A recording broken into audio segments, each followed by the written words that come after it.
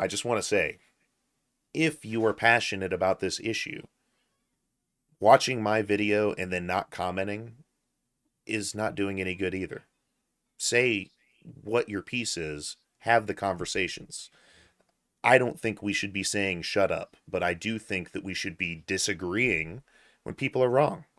You know, the founding, like, I don't have like an especial reverence, I guess, for the founding fathers, but they're an easy target for making examples, right? Of debate, of knowing or trying their best within the framework of that 1700 or 1700s mind to make the best society they can come up with, being educated in their time. They debated each other viciously, fervently. There's numerous written examples of this. The Federalist Papers, all the letters and correspondence that went between these gentlemen. It is not wrong to debate people. It is an act of compassion in this case, where we're talking about social justice. So please keep going. I think it's better to debate people that you actually know, though. Like to go and I don't think you're ever going to effectively change somebody's mind through debate that you just randomly meet. You're right, but if you do that in a public square, other people who see that debate, you can change their mind. We'll take from it.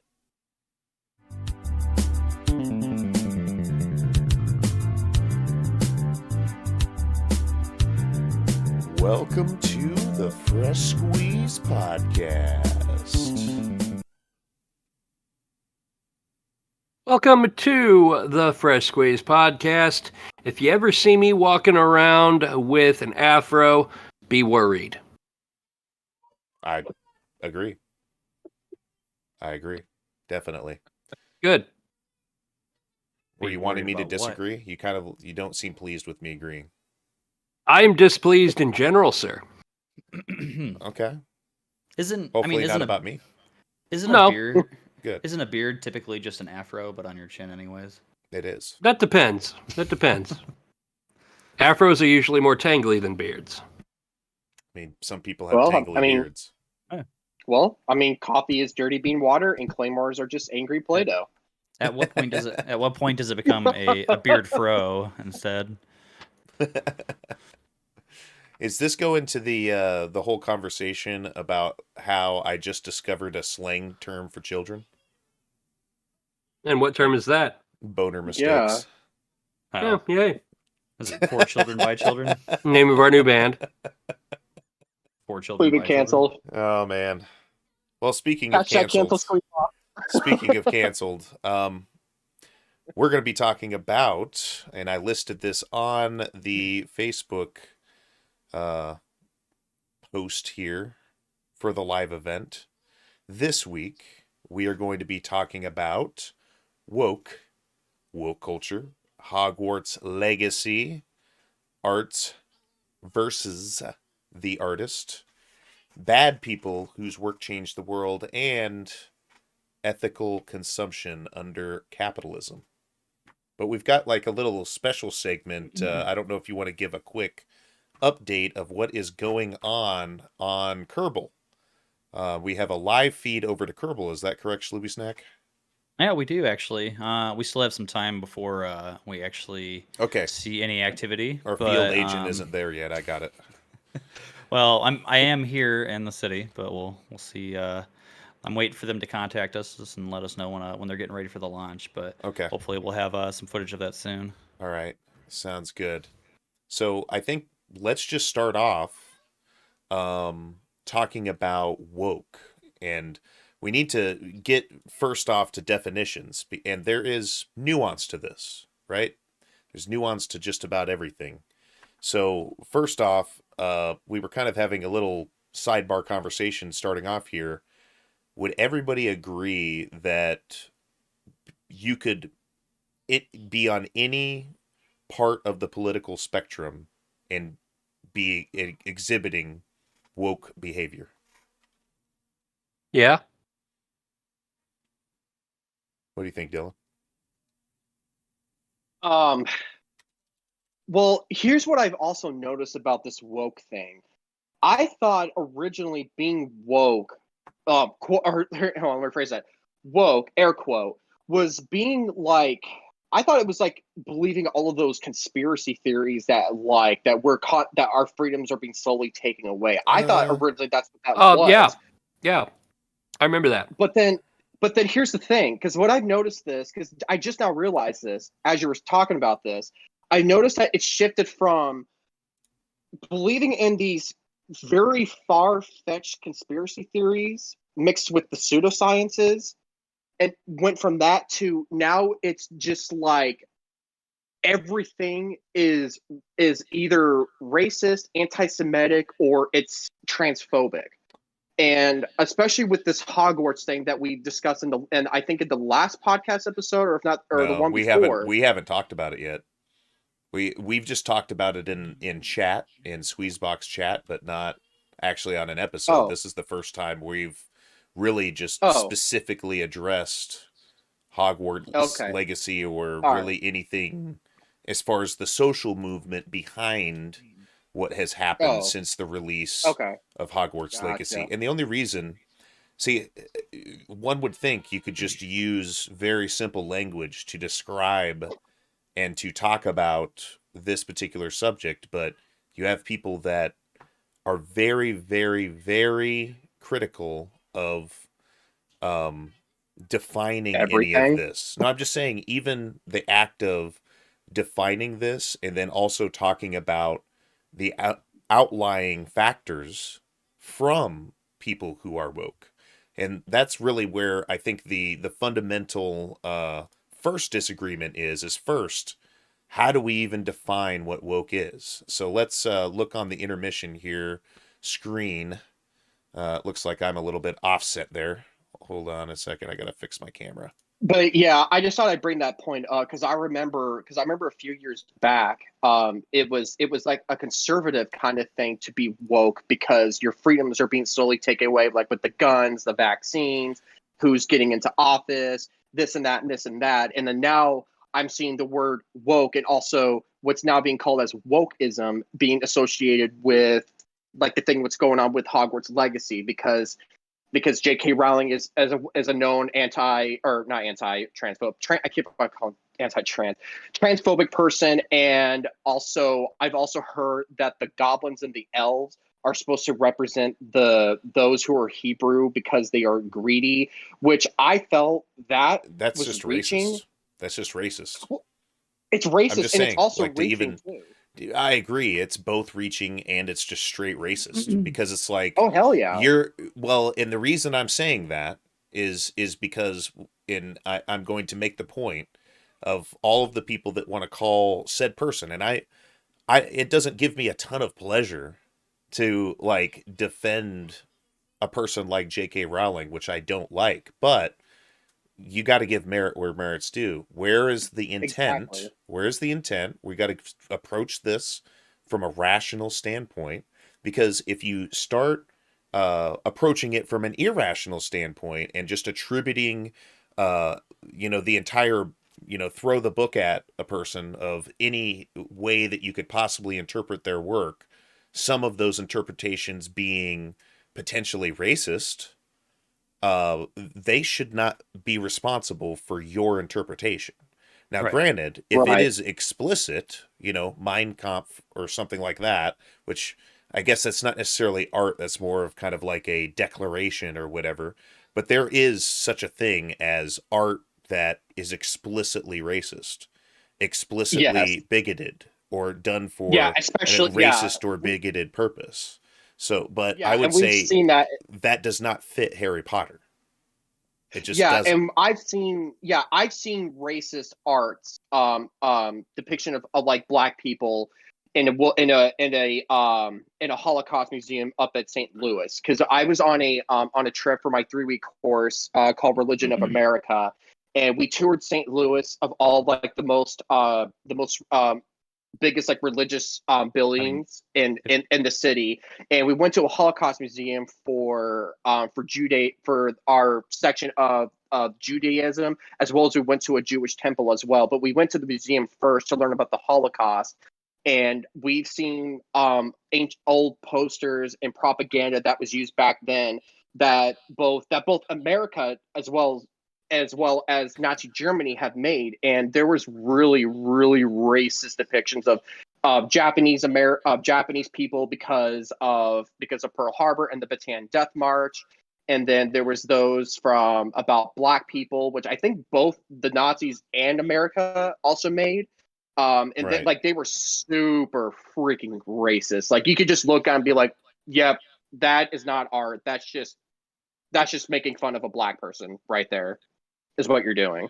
We're getting a little bit sidetracked here. Let's. It's my job to keep us on track. But what was that? Do you mind if I have one thing to add to what was said there? So you look at like vaudeville back in like the 40s, or anything to do with Hollywood or like movies and stuff like that from like the early ages of Hollywood. Any representation of a person of color, foreign, or anything like that, like, is just egregiously racist. So I could see. So are the cartoons. I think the comparison that is just trying to be made, though, is like if you take some modern, like J.K. Rowling's series of books, I don't think that there are any intentional allegories there. I think that is just people doing mental gymnastics to jump to some conclusion, like, you know what, she's probably racist and she thinks this, and like there's all these things that line up. But I agree. She was writing a children's book. I mean, maybe like if there's any truth to that, then yeah, that's fucking horrible.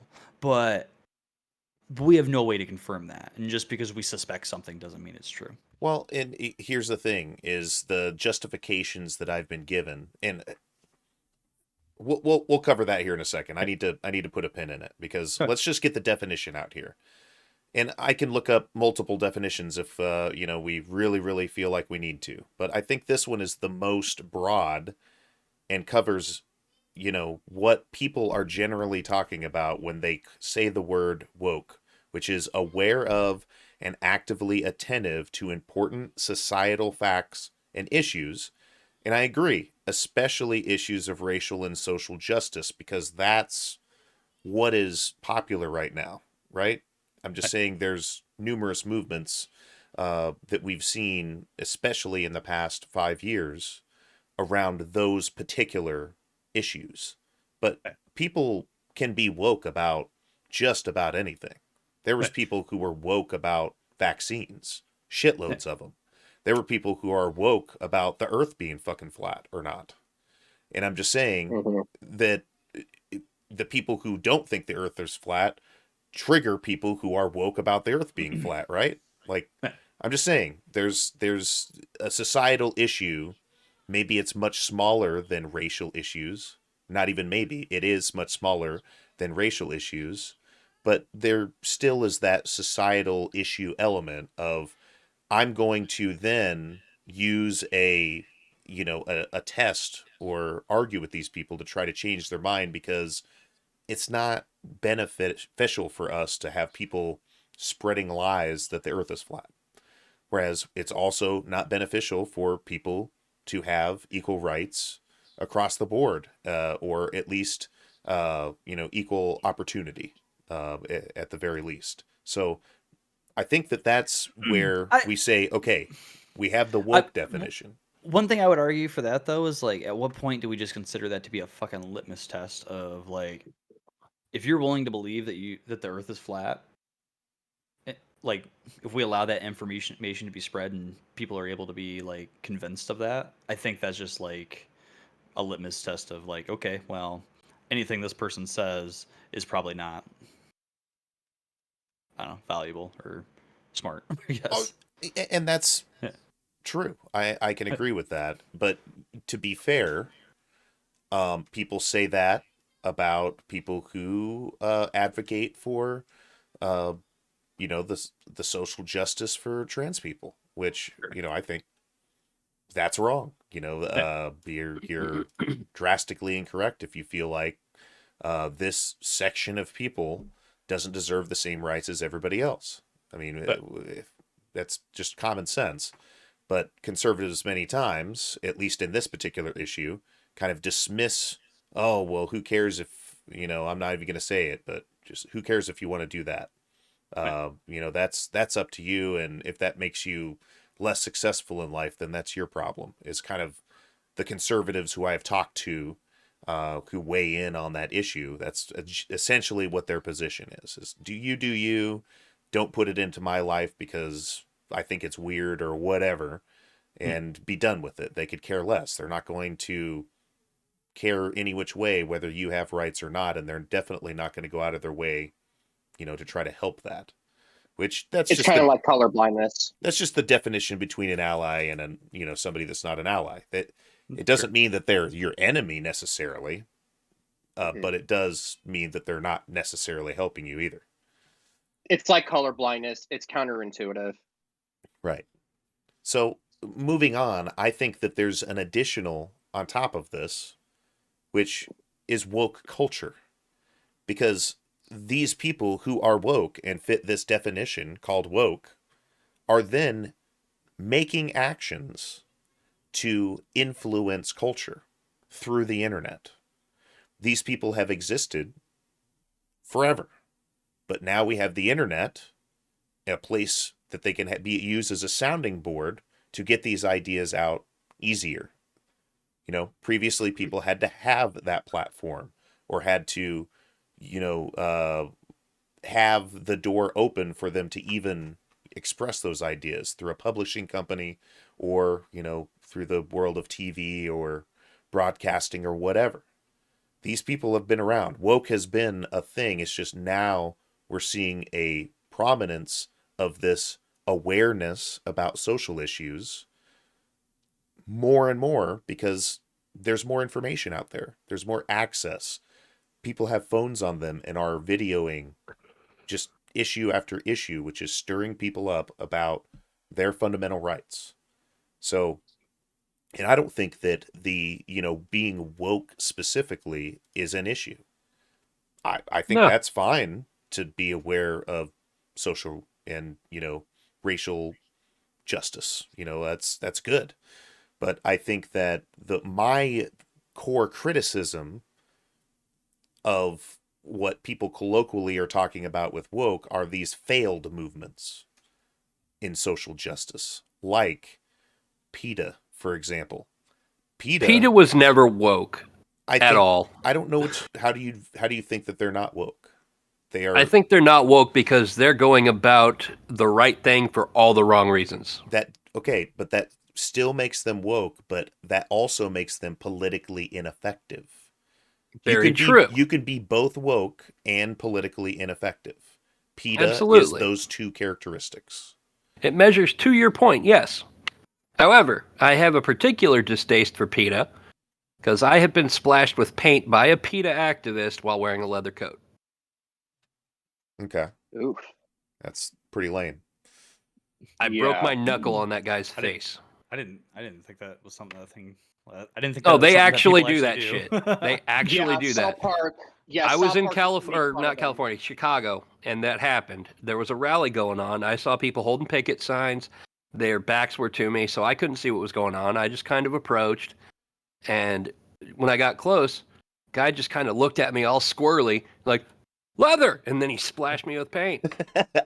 I laid his ass out. You turn and you're like, hey, you like my coat? And he's like, no. Yeah, South Park made an episode about that with PETA, and then also voting, you like vote or die, basically. And they had like buckets of like, but I think it was supposed to be like pig's blood or something to mean that that's animal's blood on your hands for wearing this type of thing or eating this type of meat. Yeah, where'd you get it from? Exactly.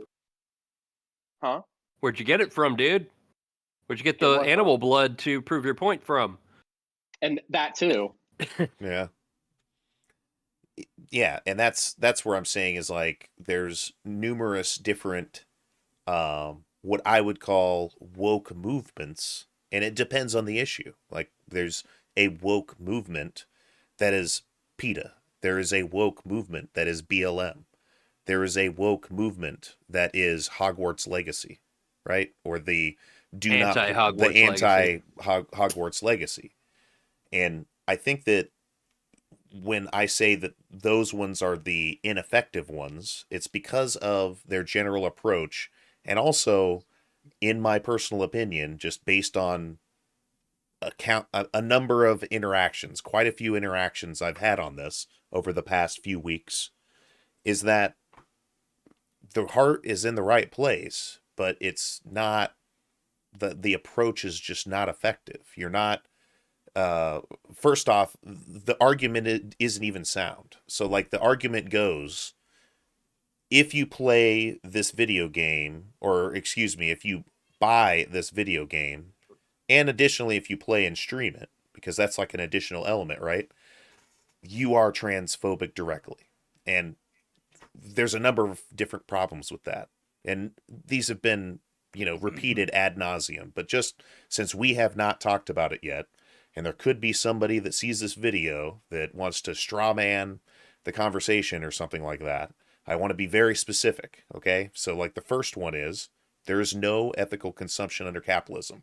We pay, when you buy food, when you buy a vehicle, when you pay for bottled water, when every single service that you pay for, that money is taken and then given to people who you don't agree with, politically even. And I'm sorry, I just don't understand why you are focusing on, first off, this one individual money stream, which is Hogwarts Legacy. Why are you not going over and calling kids in the Target toy aisle who are buying a Harry Potter Lego set a transphobe? That's going straight in JKR's pocket, and even more than what she's getting off of these royalties from the video game. Why are you not going for all of the clothing lines throughout Walmart and Target, etc., etc.? We could keep going on. It's because targeting this video game is easy, and you're a lazy ass. That's really what it comes down to. You don't have a good argument, and you're just attacking this to be lazy because it's easy. You could go actually donate to trans, fundraisers or organizations. You can advocate at an actual town hall. You can run for office to try to advocate for trans rights. But all of those things are hard and take time and effort. That's where I just don't understand, even though we're going to continue going on in these arguments, because there's this whole art versus the artist element too, that also makes that whole argument of buying Hogwarts Legacy being quote unquote transphobic irrational and incorrect. So it's we have to now be fighting ourselves in opposition of like this irrational argument, rather than advocating for an actual good cause through proper means that actually do good. This has been unproductive and it has done nothing. And they've already sold 12 million copies of Hogwarts Legacy. Players have played 200 and some million hours worth of the game. And I guarantee that 90+% of those people are not transphobes and are not enemies of trans people. It's just wild to me that this has gotten to this point where we have to hyper analyze every single aspect of, this type of issue with this one individual, vitriolic person. And by the way, if you're in America, why do you even care anyway? J.K. Rowling's British. The bills that she's putting forth are British. So like she has no influence here in the United States. I bet all of the CEOs, or the vast majority of CEOs, who, by the way, are lizard people, also are transphobic, but they just aren't, saying it on Twitter like JKR is. So just to interject, Jason, real quick, just so you know, one of our viewers is in fact British. So watch what you say about the Queen. And I'm just saying, in that case, I could see more of a reason to be pushing against it, right? Because she is, advocating for bills and for policies that are objectively anti-trans. But when you're like an American, and the worst that's going to happen to you is she's tweeting bad things about you, it's like, guys, instead of wasting all of this time bitching about J.K. Rowling and the things she's doing in Great Britain, start like you already have something. Like, it's not even a start. You guys already have numerous avenues to go about, spreading the correct message. Going and attacking J.K. Rowling is doing nothing for you. It's wasting everybody's time. You Well, don't she care could about the care queen. less. That's funny. I Yeah, have plus used if you this did attack joke J.K. numerous times. Rowling, she wouldn't care. And I've used this joke so many times, but it never rings more true. The King and Queen of England are as much rulers as the cat owns the house. Yeah, I don't. My parents spent some time when they were in the Air Force at Mildenhall, and I guess that's where I learned how to speak, but I can't tell anymore. But to get back to the thing, we wanted to I will talk drink about. to that, sir. We want to talk about culture behind it. So, does anybody else have? I guess I went on a rant there for a bit, but does anybody else have anything to add before we move on to like the culture element? Yeah. Oh, go ahead, bro. I was just going to say, you brought up earlier that originally woke meant about the conspiracy theory. I looked into that a little bit while we were chatting.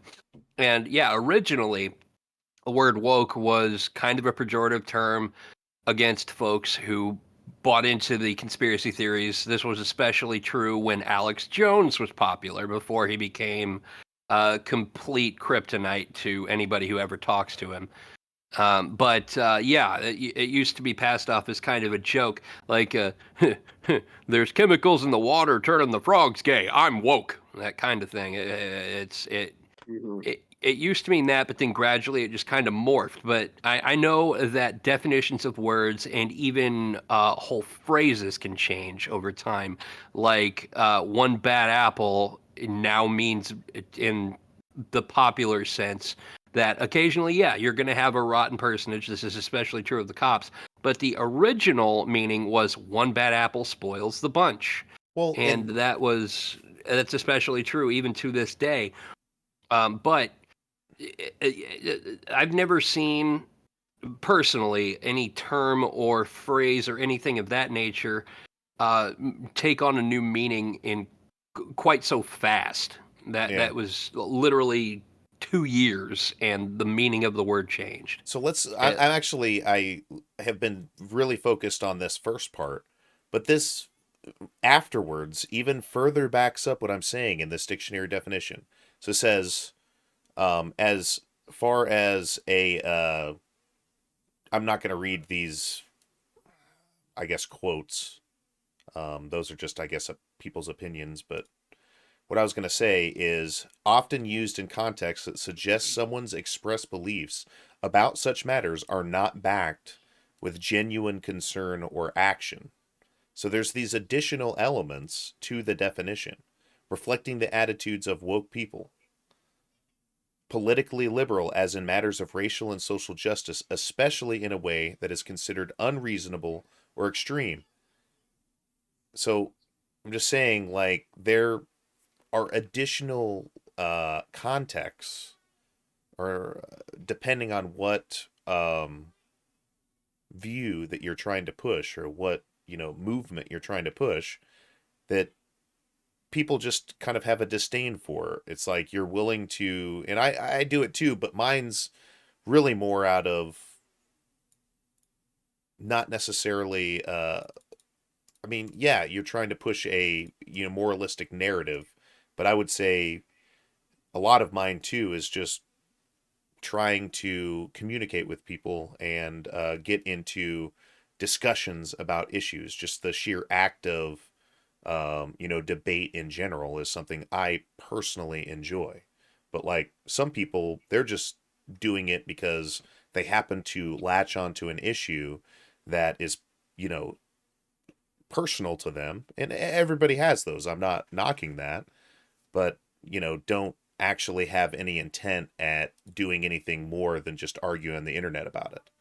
And I think that's where kind of the woke culture that they're talking about here, used in context that suggests someone's expressed beliefs about such matters are not backed with genuine concern or action kind of come into the conversation, because it's like we see that a lot.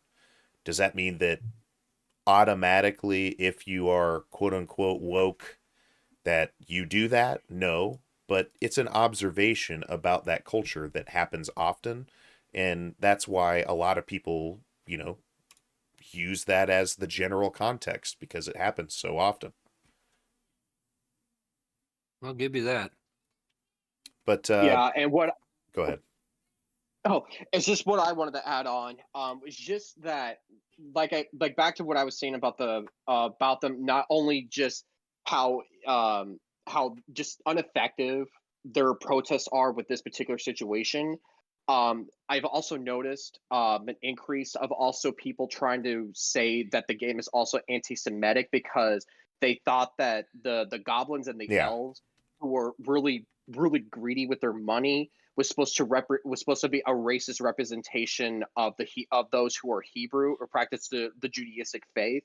Which, number one, I know for certain that's bullcrap. Yeah. Because number one, Harry Potter is not the one that came up with goblins and elves. Right.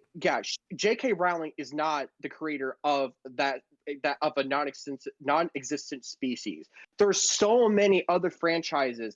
Let's see, Fate, this computer game I used to play, and let's see, World of Warcraft. There's even anime that has goblins and elves, and they're in multiple franchises. So with that logic, if people are using goblins and elves, then by that logic, then all those franchises are by that logic and definition anti-Semitic. So let's look at this: the times of Israel. So this, hopefully, first off, before we even read this, and I'm particular passionate about this because anymore we have this thing that people say is fake. I would say it's rare. Okay, it's definitely not fake. Cancel culture does exist, but it is rare that somebody with the proper influences actually gets quote unquote canceled, which is, yet again, we could go into cancel culture, even talking about that, of how that's just a bad definition.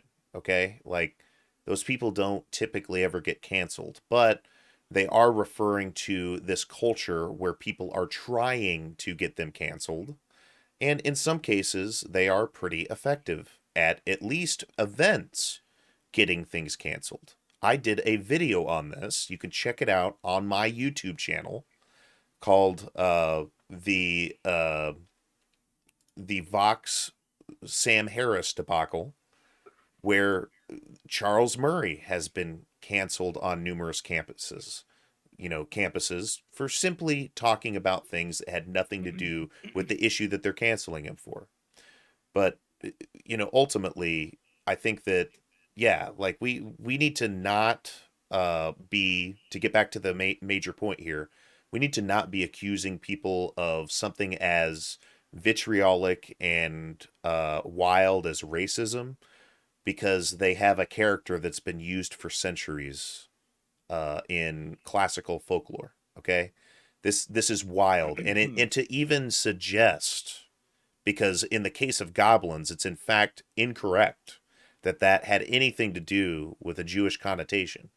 That had nothing to do with that, but it's also directly racist yourself for making those inferences and then trying to equate it to being anti-Semitic. That's something you came up with, nobody else. Your own interpretation came up with, quote unquote, goblins are anti-Semitic because they look like Jews.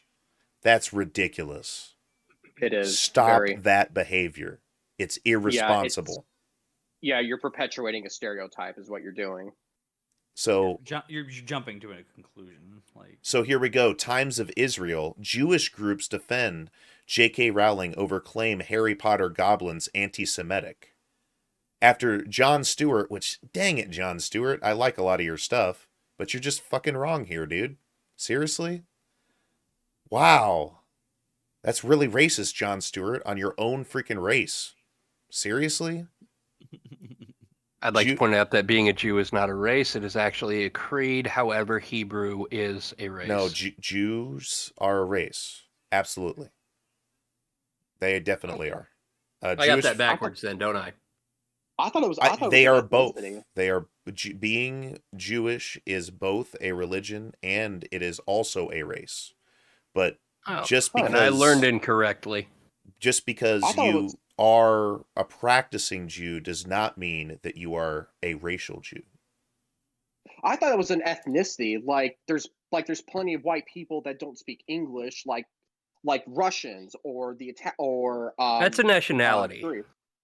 Yeah, something like that. I thought that's what being Jewish meant. I didn't know that it was considered a race. Okay. So Jewish figures and groups defended Harry Potter author J.K. Rowling after comedian Jon Stewart alleged that the author's goblin characters were clearly anti-Semitic. Dave Rich, the director of policy for the UK-based Jewish nonprofit community Security Trust, that's a mouthful, and tweeted that. Was Jon Stewart being serious? We'll see. It's because this is Jon Stewart we're talking about, right? Like Daily Show. He's also very liberal.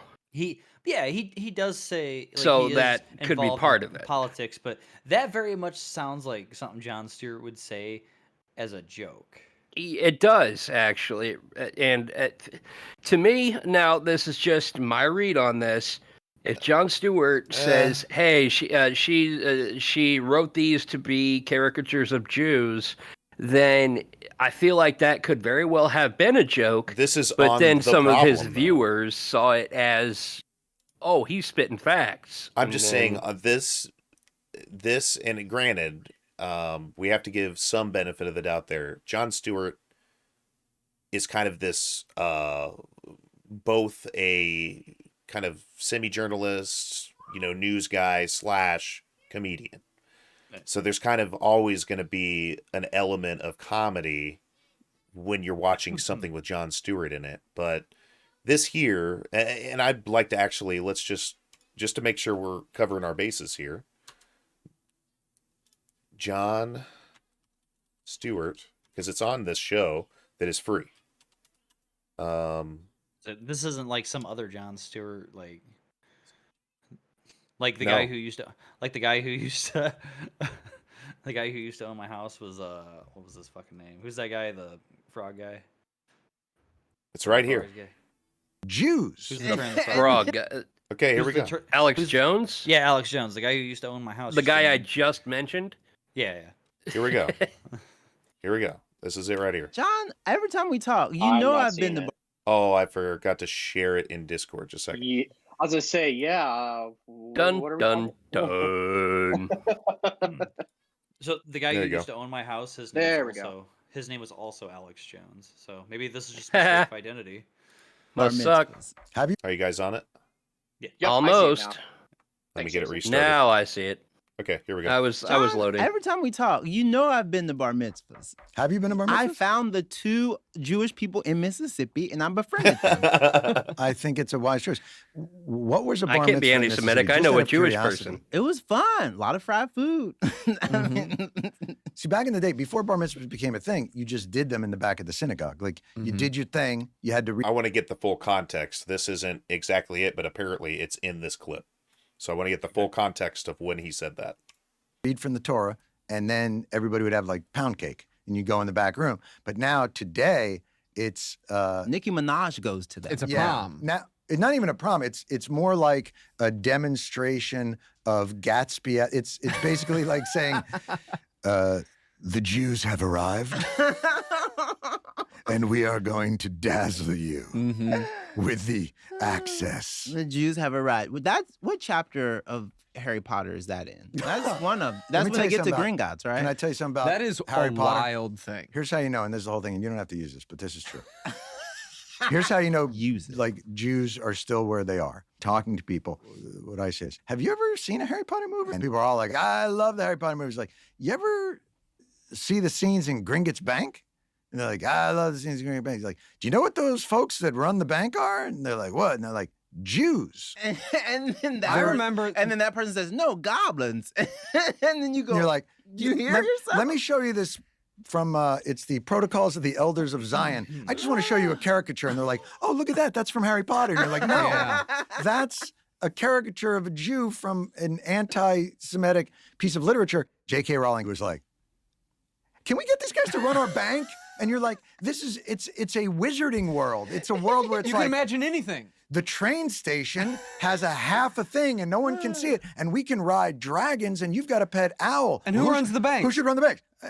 Jews. And not only that, no, it's. I feel like she was like, "Why'd you make it so subtle?" Yeah, I mean, it's real. Like, yeah, they look like Jews. But what if the teeth were sharper? And you're like, oh, okay. I truly, I was like, what? So that's I don't, reaching, dude. I don't think he's feel being like serious. he's trying think he's to being be completely funny, serious there. but making a bit of a point that it is a little sus.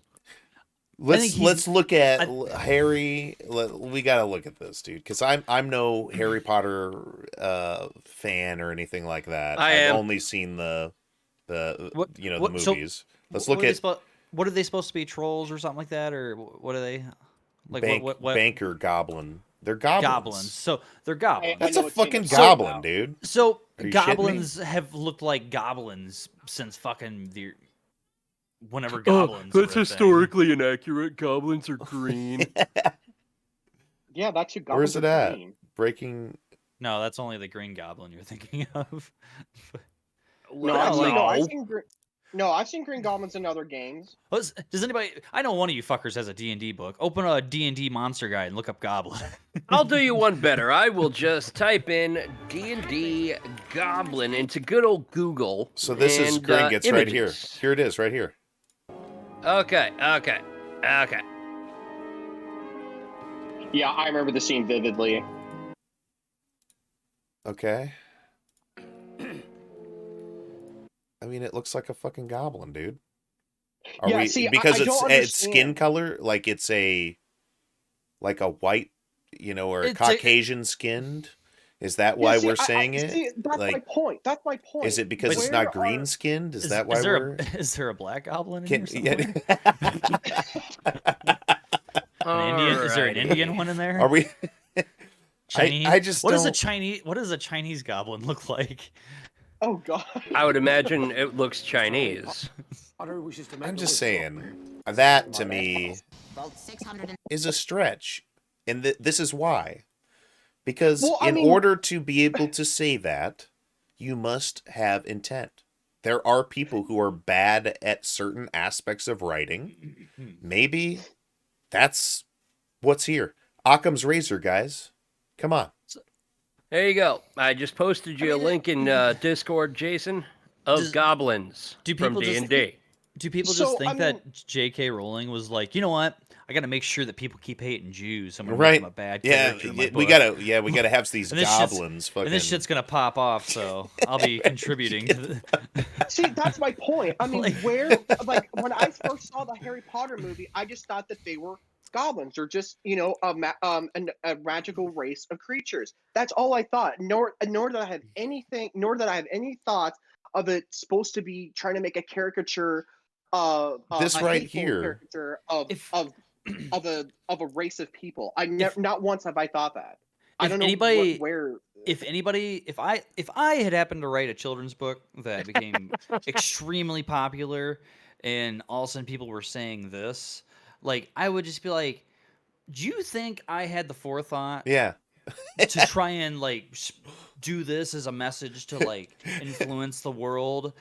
If you think I think that far forward, you think I'm much more intelligent than I actually am, because you're just reading the book. You're just like, man, they're just like Jews, and I really don't like them. Thanks for reminding me. Gosh.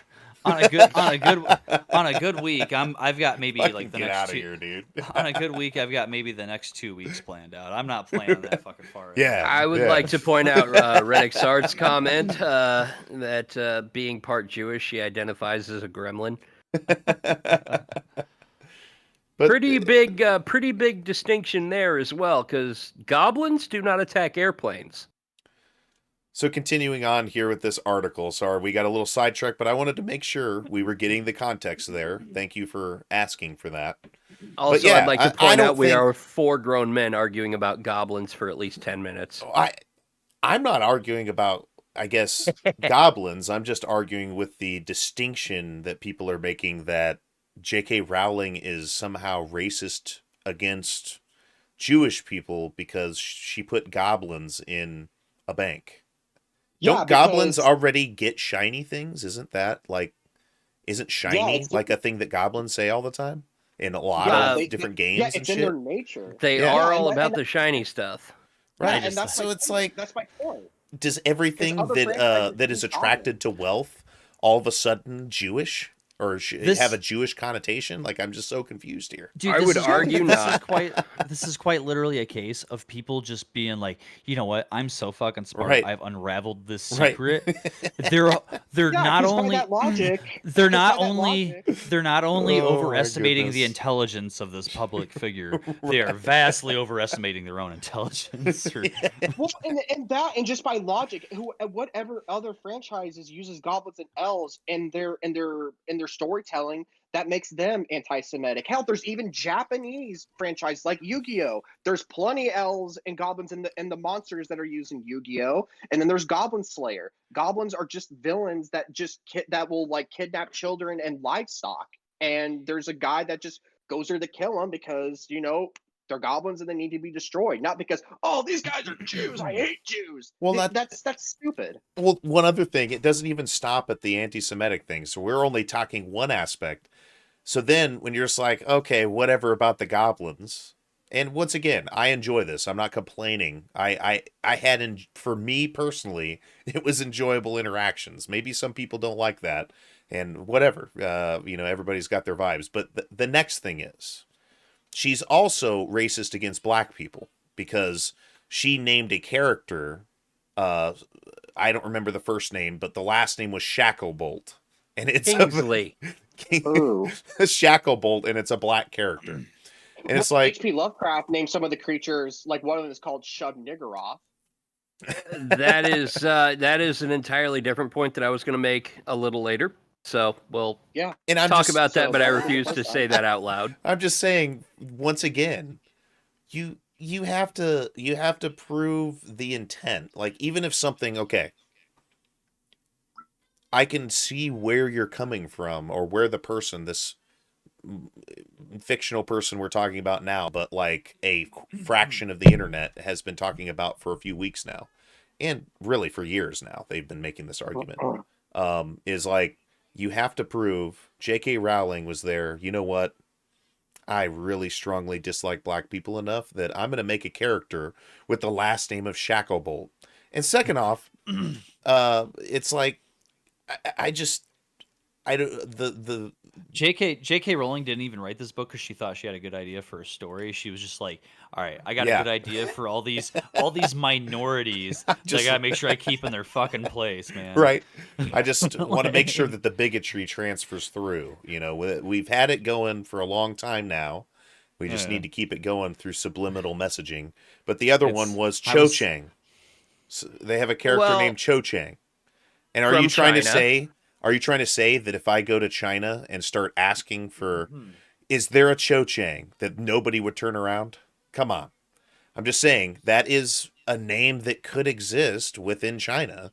So why do we care if it's cliche and in fact, just naming somebody that, how is that even racist? I don't even understand.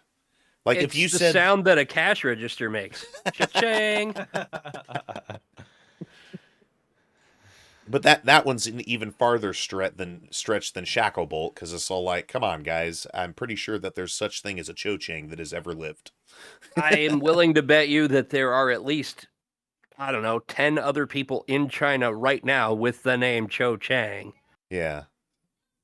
And then we go to an additional... Also, 2 points about Kingsley Shacklebolt. One, first of all, I only just realized when we started this conversation the connotations of that name. So, yeah, thank you for making me woke. Additionally, Shacklebolt. If you just say Shacklebolt out loud, you sound very British. Just saying. That's what my wife said. She was so like, "That's a very British name." Shacklebolt? A British sounding name. Yeah. Hey, we're Americans, so we don't really know. Wow. If we're Americans in a Harry Potter novel, our names would be like Fatty McDonald's. Dude, I go I go 2 states away and I'm like blown away by different fucking accents, let alone fucking like, why do people sound different here? This is fucking Tennessee. Like, well, to be fair, Wendy Hardy's. everywhere in the world, people think that all Americans sound like they're from Texas. yeah. Well, I do Everyone's a declare. cowboy. Yeah, everyone's a cowboy. Pow, pow. Yeah, pow, as soon as you leave the delivery room on the date of your birth, you are given a free cowboy hat. Absolutely. We're getting sidetracked. So then the continue thing is, in Harry Potter Hogwarts Legacy, there is a character that is apparently trans. Haven't played the game, so I don't know. I'm just going by what articles have said. Hey Jason, I just want to interrupt you for a second here. Oh, okay. Just letting you know, in a few minutes, they're going to be ready to do the launch. So okay. So go ahead and continue for now. Oh no! Sounds good. When you're ready, we'll check in on the launch. All right. We're good. I mean, just real quick, what is the weather like on Kerbal right now? Are we anticipating that there will be a launch today? We actually have a camera out there today. It's clear skies at the moment. Okay. It doesn't look like it's going to be raining or anything soon. You can see some cloud coverage, but nothing terrible. Right. The Kerbins are quite brave. So even if it was storming, they probably would still launch. Okay. So I want to address Rennick's comment here. It's a trans person who's only in the game for 2 minutes and never shows up again. And hey, I'm not saying that it's like a large influence in the game. I'm saying that people were criticizing the name and trying to say that it's like a lazy name or something like that. It's like, at some point, writers aren't perfect in every. We need to find it out. HP Legacy trans character name.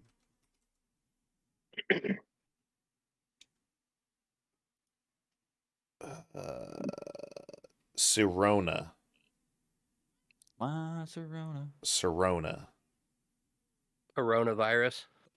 Wow, that does look like J.K. Rowling. That totally looks like J.K. Rowling. Not even slightly. I would argue it looks more like Helen Mirren. Pull up a picture of J.K. Rowling. Let's go side by side. I feel like somebody told me that it looks like right here. Also, I'd like to point out.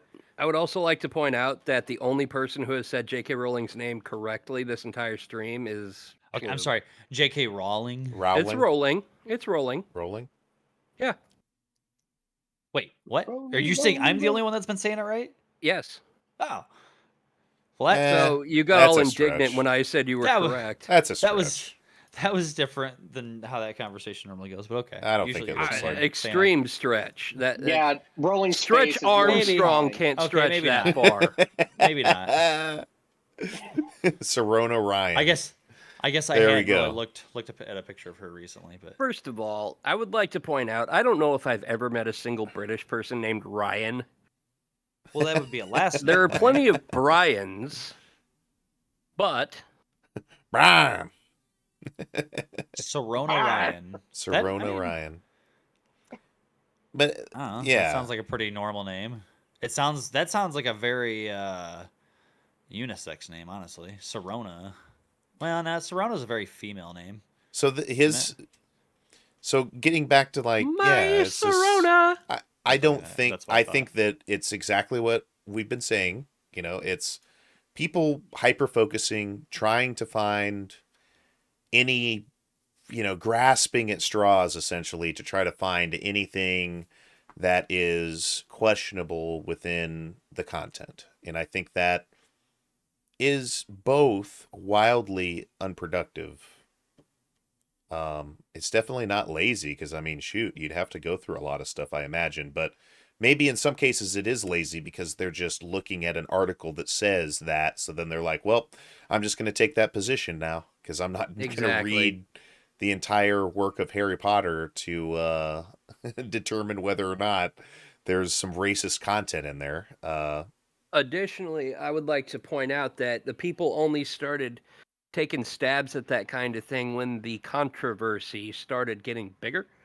And people are just so pissed off at J.K. Rowling that they're going to start attacking the one thing in the thing that they are mad about for, extending at least somewhat of an olive branch. Because that feels very disingenuous to your own argument. That's all I'm saying. I mean, there is a trans person in it. They could do more about it. They could be a little more representative, but you know what? Shut up. Shut up. Simple as that. and I don't think that we should necessarily say just shut up. I think that there's multiple elements here. There's absolutely merit to a lot of the arguments being made in a lot of cases revolving around the Hogwarts Legacy. I just mouth farted and I hate myself for it. But there's a lot of controversy about Hogwarts Legacy that I feel does have some merit. Sure, yes, it is based upon a young adult novel, no less, about wizards.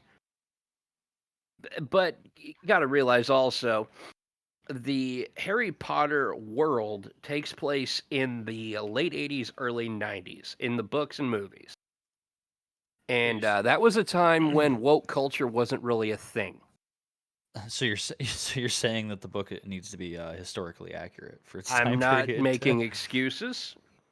I'm simply stating it takes place in a different time period, product of the time period. Even Disney makes that sort of disclaimer in a lot of their stuff. Yeah. Now, despite all that, being TERF is not okay. Absolutely not. Yep. No. If you identify as a woman, you are a fucking woman. That's how it works. If you are a man, you are a fucking man. If you are neither, you are neither. Them's the rules. Them's the facts. However, I have noticed that a lot of trans folks that I know personally and I have seen about have been getting attacked online by members of their own community more so than people who are against them as people. And I feel like that is horrible. It really is.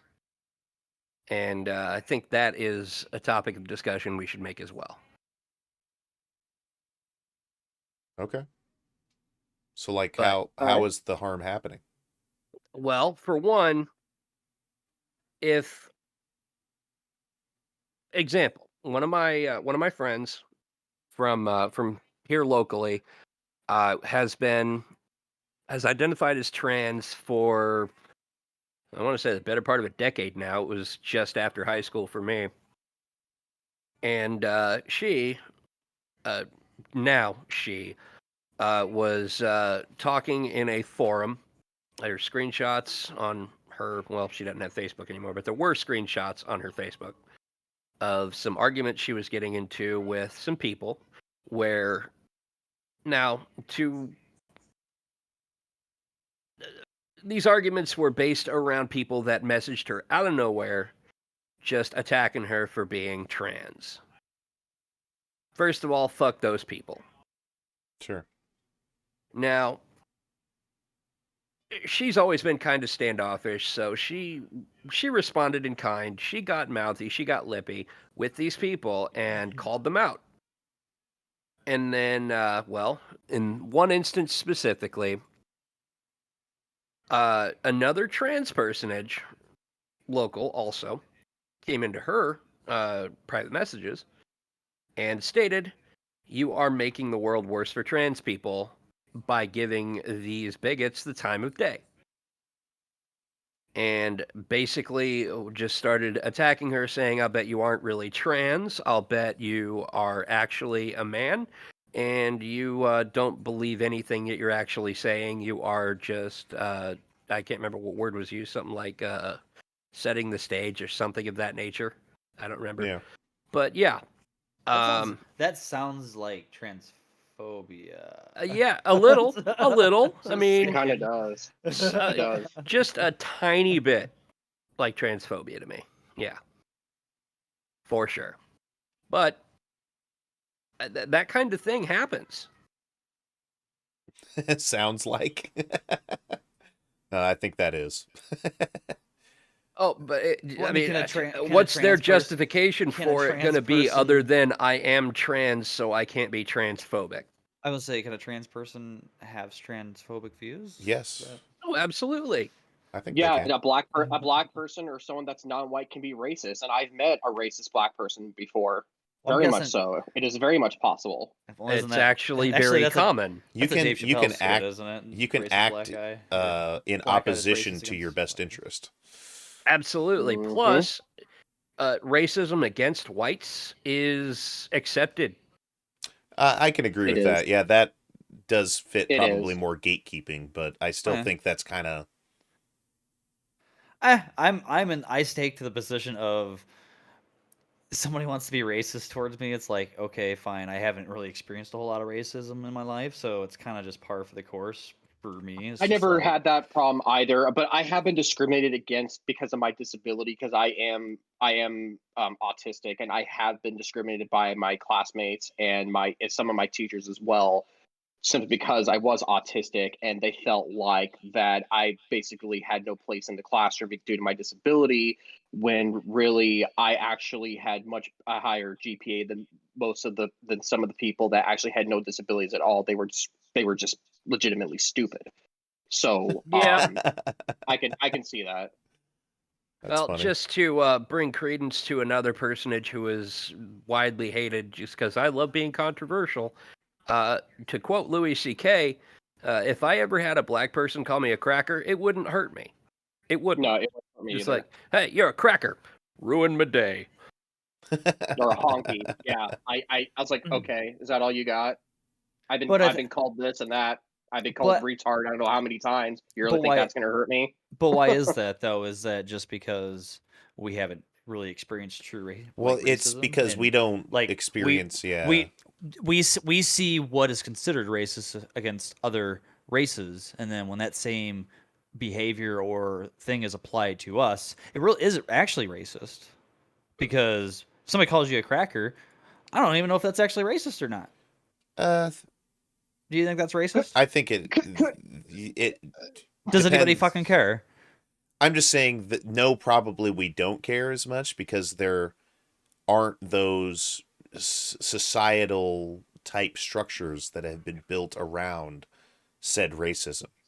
Yeah. Really, Yeah. when we're talking about the racism against black people, yes, there's those instances where there's these people that are calling them, racial slurs, but there's also instances where the society, like redlining, and people not getting those homeowners loans or subsidies, after the World War II, things like that were built into our society are a racist. Do you think with thing. the end of and so I don't even know if this is even possible, if this could be a thing, but do you think there was a black-owned business during segregation where suddenly they're like, okay, we're getting rid of segregation, and they were like, fuck, now we gotta let white people in here?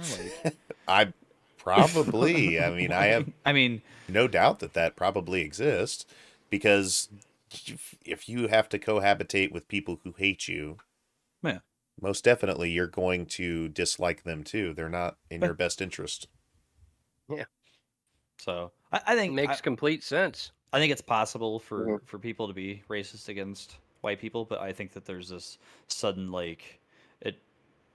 there's this uproar right now where when there is racism against white people, even just very light racism, people are trying to get up in arms because they don't want to experience what racism is, but it's okay that other races have experienced that.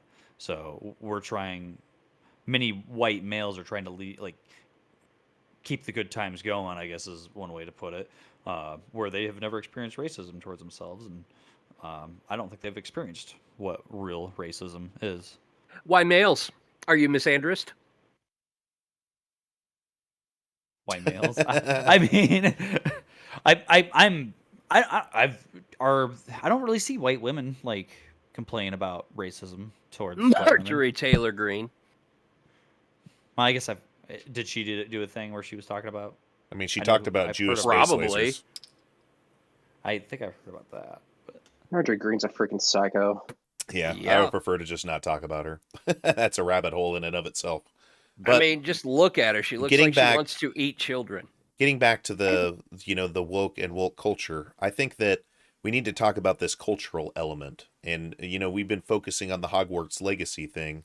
But so I think that woke culture utilizes this thing called purity testing, which we've heard a lot in the discussions, or at least I've heard a lot in the discussions around this particular Hogwarts Legacy issue. But really, when I, started thinking about that term, it's like, well, really all woke movements do kind of that same thing. That's just kind of like a tribalism based on a moral analysis of, whatever the issue is, whether it be a societal structure or on an opinion about a thing. So like for the example of a purity test for Hogwarts Legacy, playing it / buying it versus not buying it is the purity test. If you fail the purity test, the mob will be unleashed upon you. There's a website, and it's probably been taken down by this point, where you could literally search for streamers who had streamed Hogwarts Legacy. This is the purity test. The woke mob does this. And it doesn't matter, like we could be talking about people promoting vaccines a few years ago. The woke mob on the conservative side, primarily, which granted there were still some progressives who are the Reiki, crystal worshipping type or whatever, who don't want their kids to be vaccinated, types that are also engaging in that type of behavior. But primarily, from my perspective at least, I noticed that it was primarily conservatives going after people who are promoting, the infamous Fauci, and going out and getting a vaccine or getting a booster. And a ton of misinformation got sent out because of that, which directly did not benefit those same people who were spreading the misinformation. It actively went against them. And I have no problem whatsoever with the controversial statement of those people's actions directly, in some cases, killed their relatives. Your inaction killed your relatives, period. That is a fact. And I'm not, and it's a little bit different than kind of like this ethical consumption over capitalism for buying a product. That's a different argument. This one, you didn't look at the science. In fact, you widely rejected the science when it was handed to you, spoon-fed to you, given to you for free. And if your relatives got sick with COVID, most likely you gave it to them. Or they gave it to you, etc. You're younger, they were older, whatever the case is. You could have got vaccinated. You chose not to. That's your fault. Has everybody here had COVID? I've had it after I got vaccinated. Yeah. I think I have not had it. I do not believe I've had it. But you could have been asymptomatic too. That's a possibility. Ultimately, these woke, this woke culture of, if you don't agree with us, we're sending the mob after you. I think is also, it's one of these cases where sometimes I can admit that can be productive. That can sometimes be productive, but you better be sure you're right. And I think a lot of these movements don't do that. We've just already talked about no ethical consumption under capitalism. So that buying Hogwarts Legacy, and we're talking about the broader issue, but it's easy because it's in the public sphere right now, the Hogwarts Legacy, to attack that one. But this additional thing of art versus the artist, unless that artist made that art with the intent of being racist or for conveying a racist message, then you can't like say that because J.K. Rowling is transphobic, then therefore her art is also transphobic, because they're two separate things. So I think really what it is if these people do have these views, I think they're entitled to those views. We're talking about what is true. Like, yeah, you can have a view that's not true. Absolutely. But so what I think it is that to me, if those people want to have those views, whatever, and it's more just like kind of going back to what I said earlier about the litmus test, like it just shows you who like is really thinking, like analyzing things. Yes. And they're just allowing themselves to just read something online and be like, yep, that's the fucking truth. I'm not going to do any research. This was my research. Right. Like, and so, I mean, yeah. I've dealt with this exact same issue and even engaged in it and have looked at it from the sidelines for way longer than this Hogwarts Legacy thing. There are people who are atheist for bad reasons, for illogical reasons. Mm-hmm. I don't agree with those reasons, but I am also an atheist. That's what we're at right now. I'm not a person who's anti-trans or transphobic or trying to advocate in the opposite direction of trans rights. I'm just not going to get behind your movement that has a bad foundation, because I'm not a hypocrite. A lot of media, too, is made by people who, like, their personal experience is going to influence, like, the stories that they tell. Right. And so I think going back to the whole a product of the time, like, these stories were created by somebody who lived in a different time than we live now. And I don't think we have to be like completely accepting of it. Like if somebody were to come through and try and like create these new views, like in another story, like that's not acceptable. But these stories are from a time where we as a society had not grown enough yet, and we have grown more now, and we should be able to accept that we have grown over time. Right. Well, let's now that we've talked about this cultural element, or at least touch base on it, I think we might be talking really about all of these interchanging parts as we're moving forward. I remember, Mike, you said that you had gathered together a little bit of information about a person who was not the greatest guy, we'll say, but has had a their work, not just that person, right? Like, but their work, which had nothing to do with that bad aspect in their personality, has changed the world for the better. So please give us a share. And I need to check on these two kids in here real quick. So I apologize. I'll have to watch the video back again to get your explanations, because I'm curious.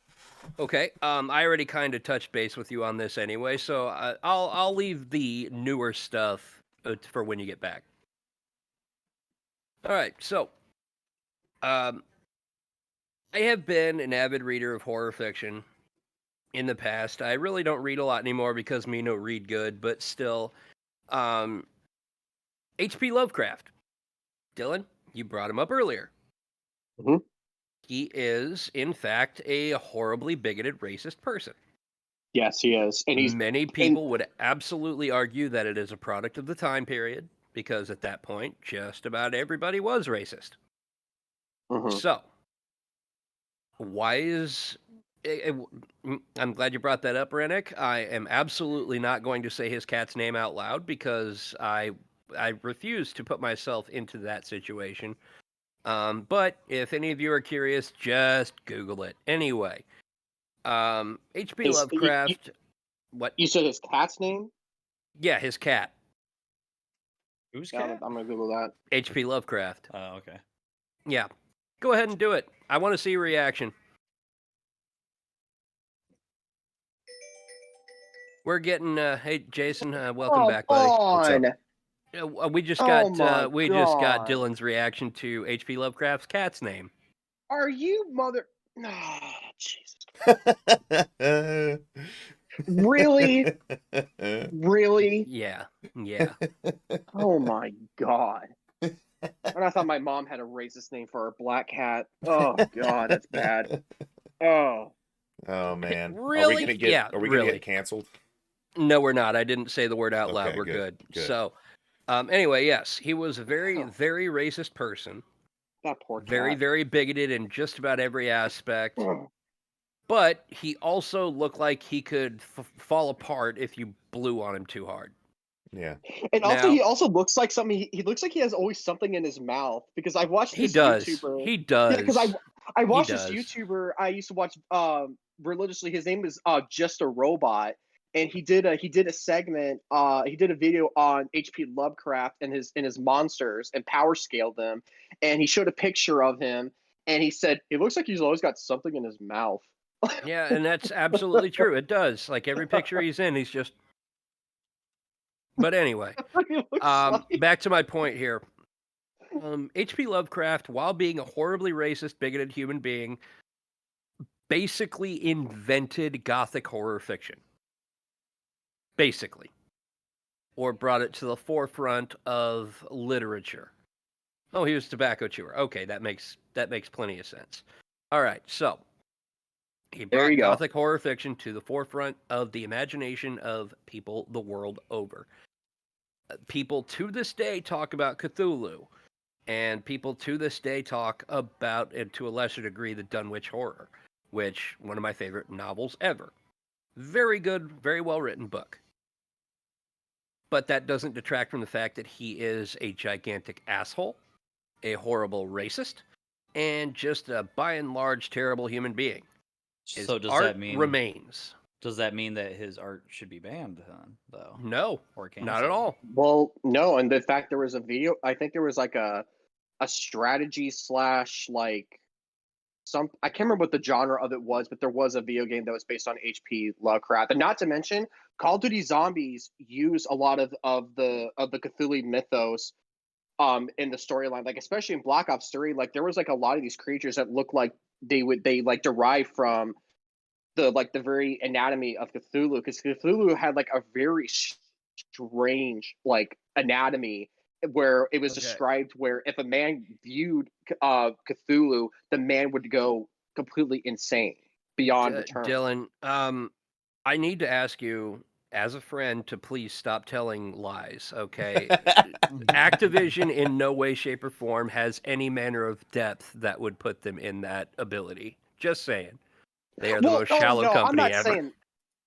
I'm not saying that Activision did. I'm just repeating what I heard Legends of Cthulhu itself, and what was said in the lore about Cthulhu. I'm just simply saying that Call of Duty, you created some monsters that looked similar to Cthulhu, but were they scary as probably Cthulhu himself? Oh, absolutely not. No, they were easy to kill. If I can kill it with a gun, yeah, you're a pretty low threat level enemy. Yeah, and Rennick basically summed the point up perfectly. Banning his work can be seen as the same as trying to erase his work or rewrite history to someone's preferred taste. Absolutely the point. 100% the point. Does it make sense to ban something but still make sure that like you archive it in some way so that like absolutely it does? If something is banned, it needs to be archived. So that like, it is not lost to time. The reason why I bring that up is because you have people who like all those statues in the South that they took down, and their argument was like, no, you can't take those down because that's part of our history and we need to remember it or whatever. So it's like, okay, so where do we draw that line? And personally, I do think those statues needed to be taken down. Yeah. Now, is that the same thing historical statues that have been taken down in the South, especially? Yeah, they need to be taken down. Absolutely. Yeah, because technically, like Robert E. Lee, he would have been a terrorist. But because those statues exist, though, that doesn't mean, just because they've been gotten rid of, doesn't mean that information is lost to time. So really, absolutely like not. we still keep that record of that, and I mean, I think it also goes between fact and fiction. You know what I mean? So like, yes, this is a fictitious story, so it's like it's more likely that we want to try and retain it as just a theme or a story, because if it's not history, it would be lost to time. So here's absolutely another example that I have too. I got two more examples. We'll go back and just forth. So you know, I have 2 examples more, and you have 2 examples more. So we'll just do 6 total. Okay. So Pink Floyd's Roger Waters. So he has essentially slammed, Joe Biden and NATO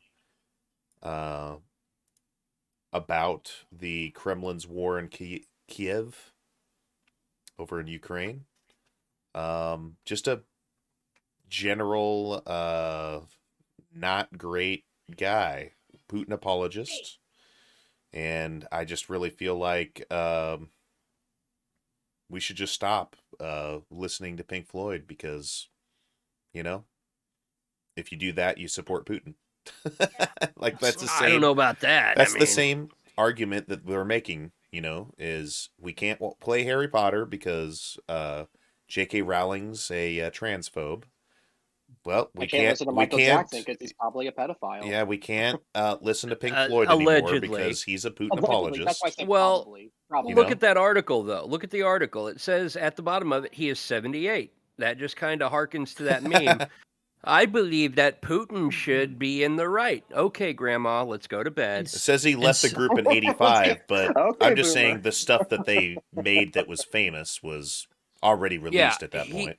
Yeah, exactly. Like the wall that was like the late 70s, wasn't it? Something like the Berlin Wall. So let's just read through it real quick. Either way, that's the point. Russia has asked controversial Pink Floyd co-founder Roger Waters to be a speaker at the UN. It's like, man, Russia's like, yeah. Security Council session focused on the war in Ukraine. Moscow's first deputy permanent representative to the UN announced on Wednesday. Waters has repeatedly taken contrarian positions on the war in Ukraine since the beginning of Russia's full-scale invasion last February. Last August, he accused U.S. President Joe Biden of fueling the war in Ukraine, calling him a war criminal. I mean, every president since for a long time, every single president could be considered a war criminal. Depends on what your perspective is, right? Yeah, absolutely. I think since probably since Ulysses S. Grant. Yeah. So, in an explosive interview with U.S. broadcaster CNN, he also slammed NATO for pushing right up to the Russian border. The British artist was asked to be hey, here we go. Anyway, was asked to be no, I'm just kidding. I'm just kidding. I had to throw that out there because I know we have a Brit in there. Yeah. Go back to your tea cozies. Was asked to be a speaker at the UN Security Council meeting on the prospects for a peaceful resolution of the Ukrainian crisis in the context of growing Western arms shipments to that country. Dmitry I'm going to ruin this. Polyansky, I think, wrote. Let me read it. Yeah, I think he's got it. Polyansky. Okay, wrote on his Telegram channel. The meeting will take place on Wednesday. It is unclear whether Waters will actually speak. A spokesperson of the U.S.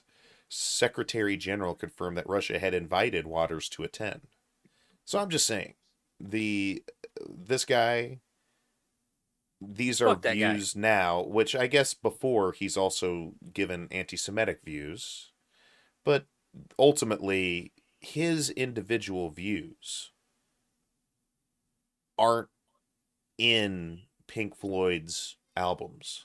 Like, he was playing, I'm just saying, like, I don't believe that those are I think he's not think pro people- Russia on the Pink Floyd album. So like I think there's a lot of artists out there that if like you go through and you're not going to be able to like erase the impact of that music, and it's going to be popular with the people who listen to it at that time. And so if this music is going to be truly canceled, then we need to stop trying to instantly cancel things. Like, okay, from this point in time and forward, we've decided to cancel this so nobody can like it anymore. It really what it just we allow it over like time. People will just fall out of love with this music. It will become it's like nobody. I mean, there's a minuscule amount of people who are sitting around throwing Beethoven on their stereo when they're fucking driving around town. You know what I mean? Like, well, but Beethoven was a racist. Well, here's the thing though. So like, should we cancel Beethoven? I didn't even know about this until I started does- having discussions about Hogwarts Legacy. I had no idea about the Pink Floyd thing. Yeah. So I've been listening to Pink Floyd unbeknownst to me that, Waters was anti-Semitic and pro-Russian, in a time where it's extremely wrong and unpopular to be pro-Russian. Is that gonna make you stop listening to? No, because Pink his Floyd? work had nothing to do with Exactly. this current view. Exactly. It's not like you're sitting there. He's gonna suddenly be like singing a song like "fucking Russia's great. We should follow them" or something. It's not like I read this. That's not why you're. That's not why you're into him. It's not like I read this article. It was like, shit, this guy's pro Russia, and they just start blasting, yeah, Pink Floyd, Like, Another point on that, it stated he left the band in 1985. Right. Why even point out that he was in the band at that point? He was out of the band longer than he was in it. But the music that was made when he was in it was the really famous stuff that's played on the radio that's true. all the time. I will give you that, but like millions of hours. And now it's just if you don't eat your meat, how can you have any pudding? Is a rallying call for anti-Ukraine sentiments. I mean, really? If you don't eat your meat, if you don't eat your meat. Or what was your next one, Mike? Okay. Next on our list of beloved people of history who were actually terrible people, number 6 may surprise you.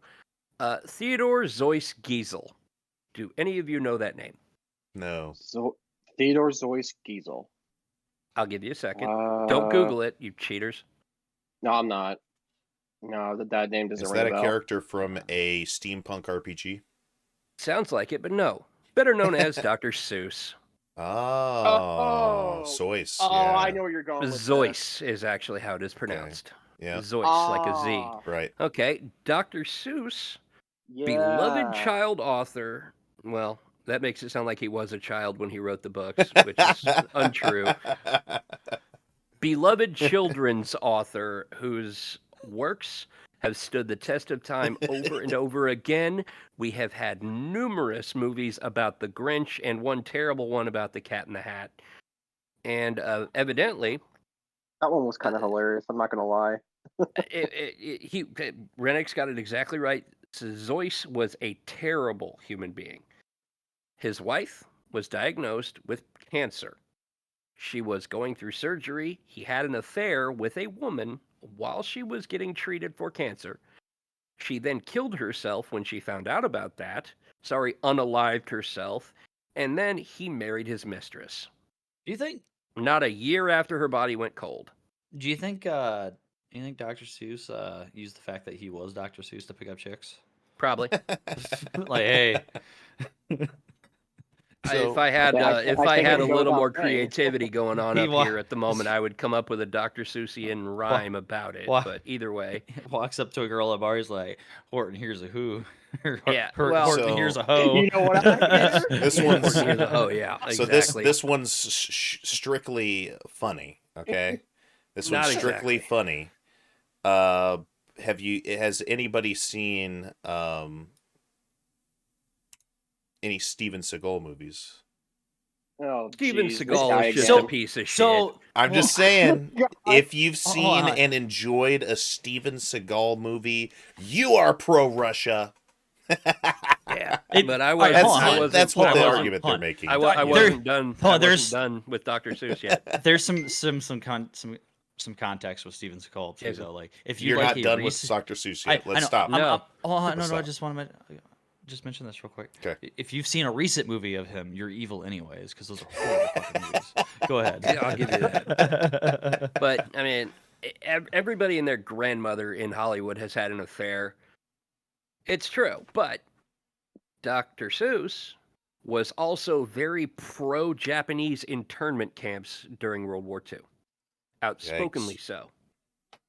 So that makes him a terrible human being just by default. Never mind what went on with his wife and mistress, but the fact that he was all about having Japanese people put in camps during the war where the Japanese were the opposition, that makes him a pretty bad person. Just as an aside. Just saying. They're all like, put him in the camps. He's all, yeah. And we're all like, That was no. Right? Yeah, Well, we what weren't many- anything because we were alive. But Did he have like? Well, did he have, like, a rhyme for it, or- what many people back then, and even people now don't realize, is that Japan, at World War II, Japan was actually ruled by the military, and the people were actually oppressed. So it was really stupid that they would do that, because Japanese citizens, like their entire culture was completely like desecrated and just almost and nearly destroyed by the military, because like all the geishas were forced to work in factories to produce ammunitions and weapons and planes during the time, because when the military took over, they just said, fuck our culture, fuck our Bushido code, you make weapons for us or you die, basically. So that's the reason why a lot of Japanese citizens went to America in the first place. But yeah, hey, while Nazi Germany is putting Jewish people and also our POWs into camps, we should do that to the Japanese folks who had literally no power over this. That's what many people don't realize. right. Very true. So internment camps were basically victimizing people who are already victims. Yeah. Exactly. So cancel Dr. Seuss. Sneetch is a racist. The Lorax is a bigot. Green eggs and ham? No, thank you. The Grinch perpetuates the war on Christmas. So my question with that though is like, who is hearing this news about Dr. Seuss and they're like, I'm never reading a Dr. Seuss book again. You weren't going to fucking read a Dr. Seuss book again. Yeah. Why would you be Outside reading your Dr. age bracket, Seuss? bub. Like what? So when I heard that news, I looked at that. I was like, this affects me in no fucking way. Like this changes nothing for me right now. And did any of you know any of that? About? I knew that. Yeah, I was knew aware that of it. Well, there was. I knew that.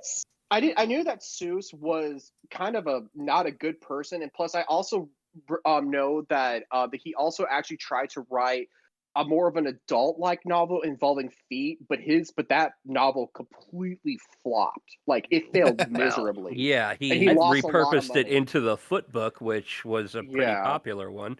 Which, I mean, feet, come on. I thought cancel culture cycled through Dr. Seuss like 2 or 3 years ago. Honestly, I've known about this for a while. So Yeah. they got rid of one of his. I don't remember which one it was, but one of his children's books they got rid of because it had quote unquote racist depictions of. Yeah, like 3 years ago, they were just like, okay, we're not going to print this book anymore. Which it's not and even people quote got unquote. It is racist. It was racist. Yeah, But that said, he did write a book. The Sneetches was about racial inequality and how it's a bad thing. We're all the same inside. It doesn't matter. Well, and that was something that was talked about at that time, and saying that we actually have indications in the full body of his work where he changed his mind later on in life. Exactly. I think just shows you people can change. I think that it's just ridiculous, the concept that anybody would be like, they're not gonna, like, they're forcibly canceling and not making that book anymore due to the racism in that book, and that person's first thought is like, this is bullshit, I can't buy that book. Like, really? Were you gonna? If anything, you should be happy in the event that you happen to own that book, because the value of that book probably just went up because they announced that. Yeah, but nobody's going to buy it because it's racist. Yeah. So now we get to go back to what I was trying to skip to. U.S. actor Steven Seagal given Russian citizenship by Putin. We can't be watching boy. Under Siege anymore. By the way, we could probably do we could do a whole show on fucking It's Steven Seagal, Steven dude. Seagal. You know, We like should do that. his movies now are basically just money laundering schemes for the mob. They always have been. President Putin signed a decree to make the award to the martial arts expert who starred in Hollywood. What the heck? Expert. This is BBC? What the heck? This is not worded very well. Rennick, you got some splaining to do. President Expert? Putin signed a decree to make the award. Oh, okay. They were talking about Russian citizens. So I missed this bulleted item. Okay, it was required for me to understand this sentence. U.S. actor Steven Seagal has been given Russian citizenship, the Kremlin says. He signed a decree to make the award of the martial arts expert who starred in Hollywood action thrillers during the 90s. I had a lost moment there. I'm back now.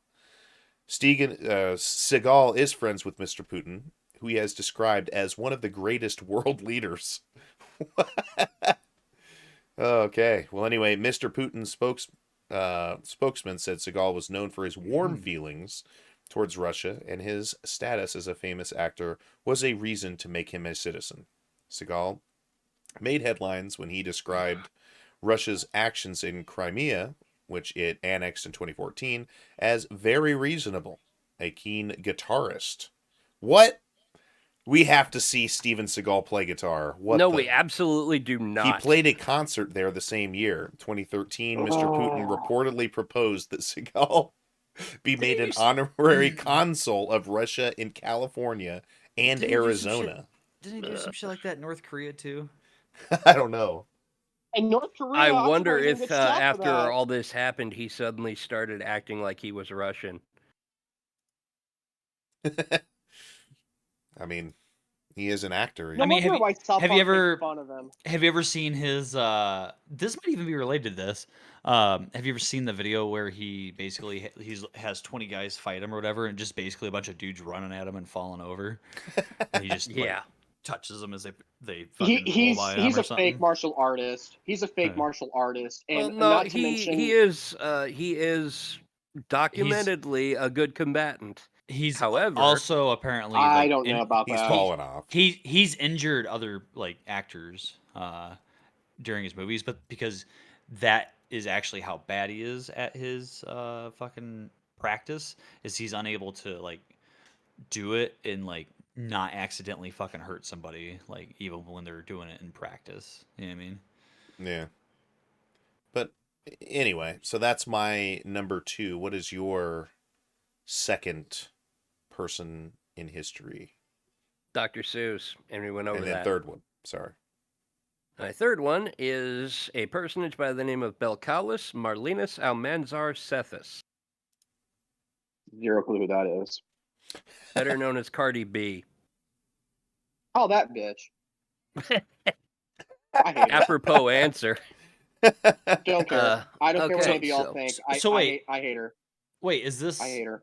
Is this basically gonna tell us that Picasso's art was somebody else's or something like that? Or No. You're Okay, watching. what- You're not. We're paying attention to Mike right now. oh, you got the wrong fucking thing up. Okay. Thanks, mommy. But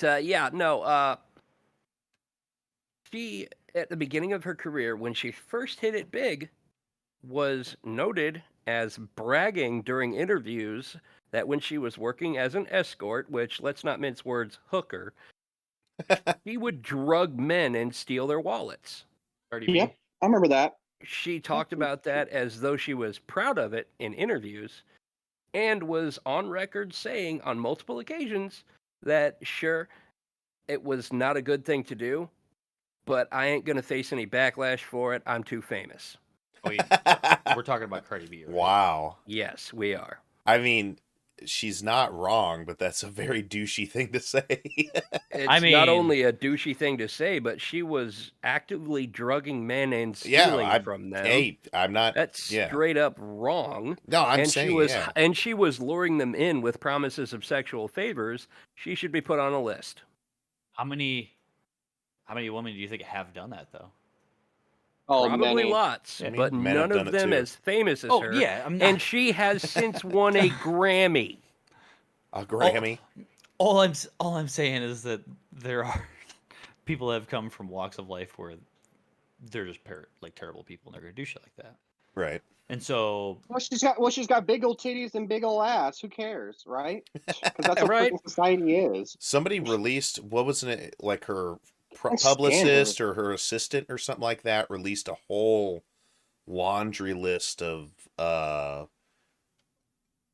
confirmation text messages from essentially like confirming all of these crazy affairs that she had and things she said about certain people. And I mean, it's like, dang.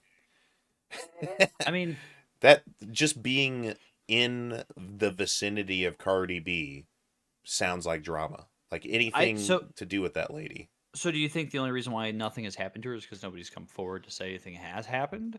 Or like, because I think if like somebody was to try to actually sue her and had evidence of it, like the law is the law and it would do its thing. And like, yeah, but the law has a price too, as we've seen. Isn't like it with that? But it's illegal to be an escort, and she admitted she was an escort. Yeah. So by the law, you know.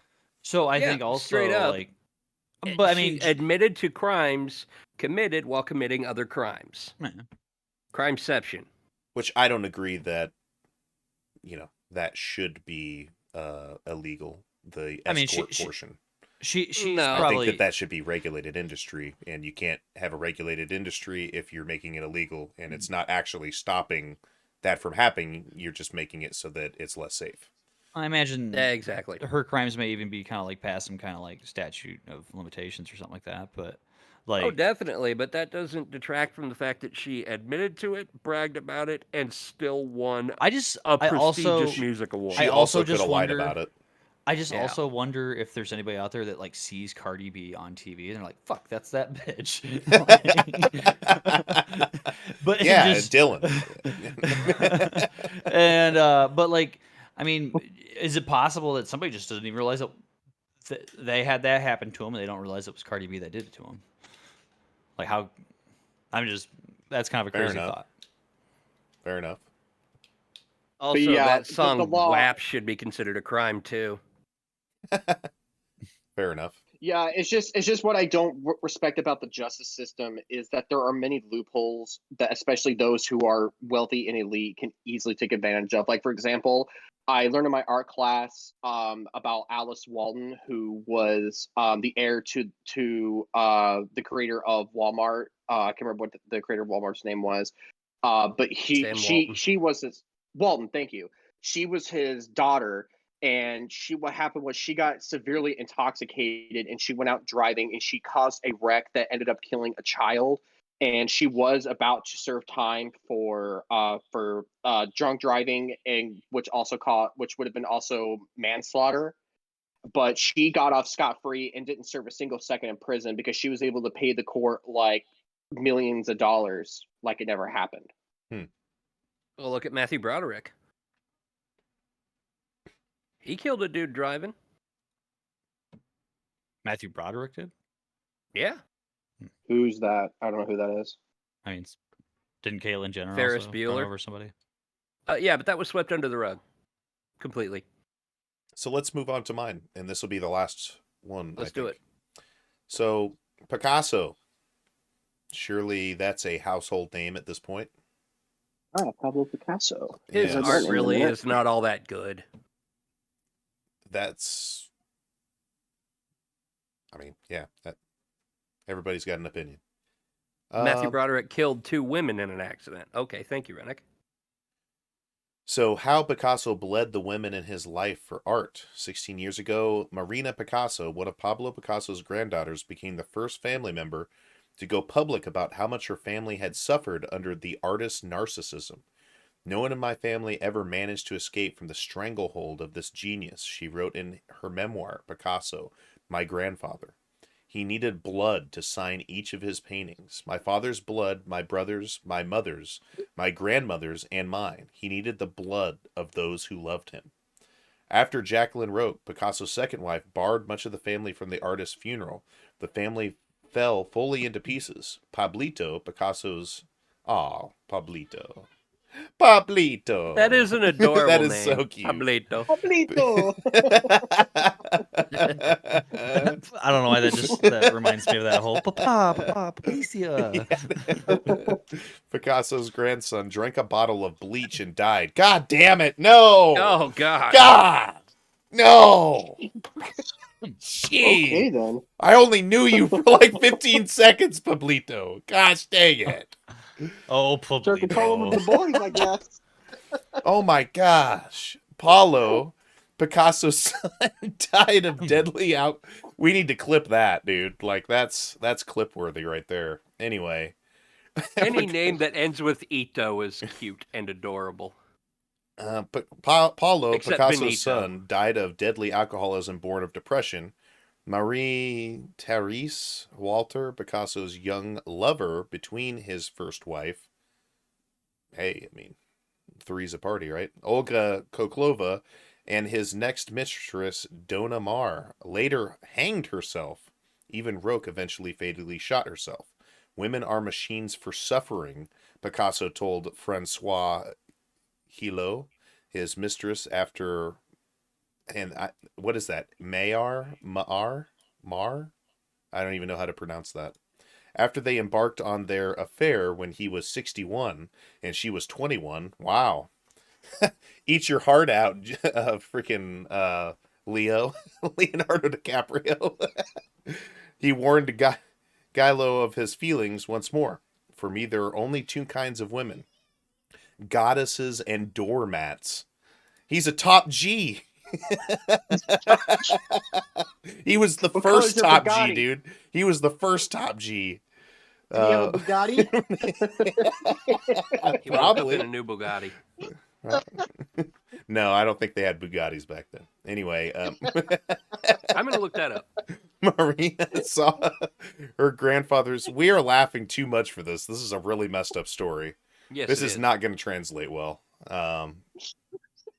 Anyway, Marina saw her grandfather's treatment of women as an even darker phenomenon, a vital part of his creative process. He submitted them to his animal sexuality, tamed them, bewitched them, ingested them, and crushed them into his canvas. After he had spent many nights extracting their essence, once they were bled dry, he would dispose of them. It is curious, then, that a new exhibition of the Gagosian Gallery in Paris, just off the Champs-Élysées on the nightclub-laden Rue Ponthieu, called Picasso and Maya, Father and Daughter. I'm sorry if I'm most likely butchering the crap out of this. Apologies. Is full of heartfelt wood sculptures and paper cutouts Picasso made for his daughter Maya, loving and colorful portraits of his shy mistress, Marie Therese Walter, and a wall full of rarely seen family photographs. Picasso with his children at the beach at Christmas time, at a bullfight, Picasso and Maya sitting together looking at a camera, Picasso and Maya with their dog Riki on a Parisian balcony. A flipbook turned into a video has Walter posing and smiling for him. A pencil drawing of a childish Maya has her cheeks red with crayon as if blushing. His daughter, or his granddaughter of Picasso, Marie Therese, curated the exhibition. She is well aware of the usual misanthropic, misogynistic characterizations of Picasso. He's a man of metamorphoses, she tells me carefully, in Paris a few days before the vernissage of her exhibition, a complex person to grasp. But I guess the point is that the guy was deeply misogynistic, massively messed up. Yes, he and was. even really some of that came out in his art. But that also doesn't mean that you can't enjoy that art, because even though that might be the reason that he made the art, the interpretation can be anything. You can walk up to that piece of art and interpret pretty well anything that, comes to your mind. And many things that come to mind have nothing to do with his intense misogyny or misogynistic tendencies. So this is what we're talking about. There's been a long, long, long history of people criticizing artists and then trying to equate that to their art. It's incorrect to do that. It is not correct to do that. If you look at a Hitler painting, and he was a painter, for those on the internet that didn't know that, if you look at a Hitler painting, which is usually landscapes and kind of not that, it's just not that great. I mean, there's a lot of criticism of Hitler's paintings, but nonetheless, he was a painter. Why do you think he was so angry? I just have to ask, why is it always Hitler? Why do we compare everything to fucking Hitler? It's called Godwin's Law. Look it up. Godwin's Law. Godwin's Law. They weren't, but I'm saying they weren't conveying fascism in his paintings. It was just a building. It's a landscape. There's nothing there. Louis C.K. had a joke the other day where he was like talking about like we always compare like deaths in like war and stuff like that, or like incidents to like 9/11s. He's like, how many 9/11s was fucking World War II? He's like, well, I guess 9/11 wasn't that bad then, because it's only one. If World War II's like fucking 5 million people died. Mankind has done that for a long time. If you think about the stories in the Bible, those, and I don't think that I get that the Zeitgeist movie that released, and then there's an additional Zeitgeist tried to say that that's evidence that there wasn't a Jesus or whatever. I don't agree with that. But what they were talking about is true, that there are many repeated savior stories throughout all of history. And they're repeated almost verbatim in some cases. There's, the figure of Osiris is often equated to Jesus, even though there are some subtle differences between those two characters, for example. Couple things. First off, I need to wrap this up. I got a couple things I do need to get going doing. But I will round it off with two things. First off, I was at Dollar General to purchase a deodorant stick, and I saw this conditioner by Maui. And I bought it for one reason and one reason only. It is hair conditioner that is gluten-free. Interesting. It says on the bottle that it is gluten-free. I mean, I could, if somebody has an allergy to gluten, I absolutely I could see... will not drink this now.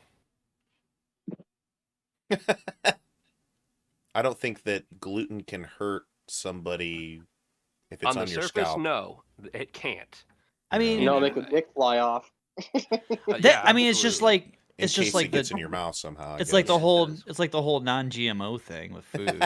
Okay. Now, the other point I wanted to make was I just brought up Godwin's Law. I will go ahead and read to you what it is. Godwin's Law, short for Godwin's Law or Rule of Nazi Analogies, is an internet adage asserting that as an online discussion grows longer, regardless of topic or scope, the probability of a comparison or mention of Nazis or Adolf Hitler approaches 1.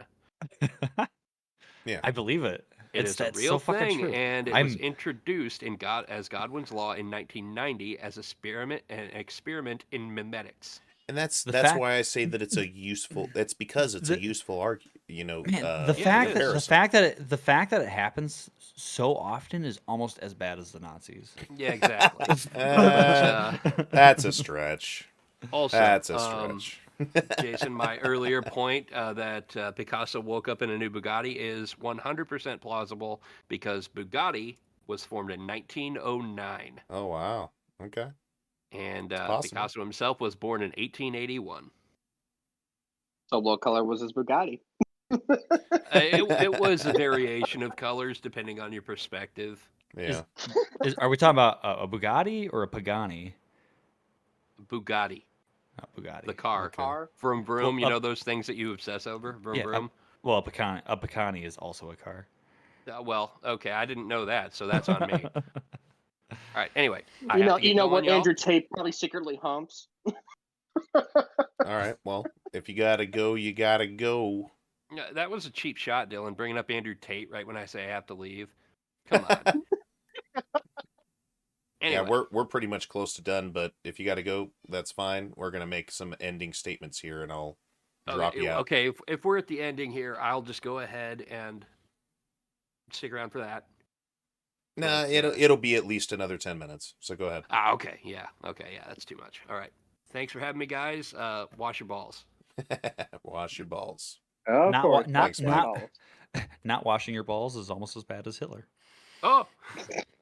Have a good night, guys. Yep, night. Okay, so I guess go ahead and final statements on all of the rat's nest and rabbit hole that we talked about today. We'll start with Dylan. Well, it's so the thing is, like, it's just like what you've been saying. It's just, I mean, it's art. It is truly art versus the artist. It really is. I mean, and like I said earlier, okay, so if I listen to Michael Jackson's music, then that means, because I know it was alleged, it was never truly proven, but there's a lot of evidence, but there is evidence to suggest that he did. But again, we'll never truly know. But just for the sake of the topic, if he really was a pedophile, then I guess I support pedophilia for listening to Michael Jackson. Not simply for the fact that he's actually a really talented singer. He was an icon in his time, and he was literally known as the king of pop. Yeah. What's wrong with that? And with that said, just enjoy the things that you enjoy because you enjoy it. Right. If people tell you to not enjoy things, that should be more incentive to do it more, unless you're actually like hurting somebody or causing destruction. Well, so there's yeah. To add to that, that's directly like, the 19 that's newspeak. That's literally a form of newspeak where people are trying to police other people for like this moralistic narrative, and we've seen how that failed. We saw in the Soviet Union how that failed, and it's going to continue to fail. And you're putting yourself into a very, you're putting yourself in, and society, if it's done in a wide enough manner, in danger. I think there's some dangerous shit. We do live in a society. We live in a society. Yes. We live in a society. What do you got? So with that, go ahead. Sorry. So, it's all right. So with that said, just again, beating a dead horse here, but there really is no such thing as an ethical consumption under capitalism, and it's been like that for decades, for probably even longer than that, since the inception of capitalism. It is a characteristic of capitalism. Okay, I didn't know that was a legit characteristic. Thanks for correcting me. This is gonna sound like really weird out of context, but there's like this cool new game that's single player that just came out that is a alternate universe version where communism took over, but everything's like fucking amazing basically, but everything's ran by robots, but then the robots go crazy. I was just playing Atomic Heart. I was just playing that. Okay, yeah, I heard it's pretty good. Anyways, they got some thick robots. I heard it. I heard there's a fridge in there that is. I'll just be upfront, Schloobs. I don't think that you'll like the game.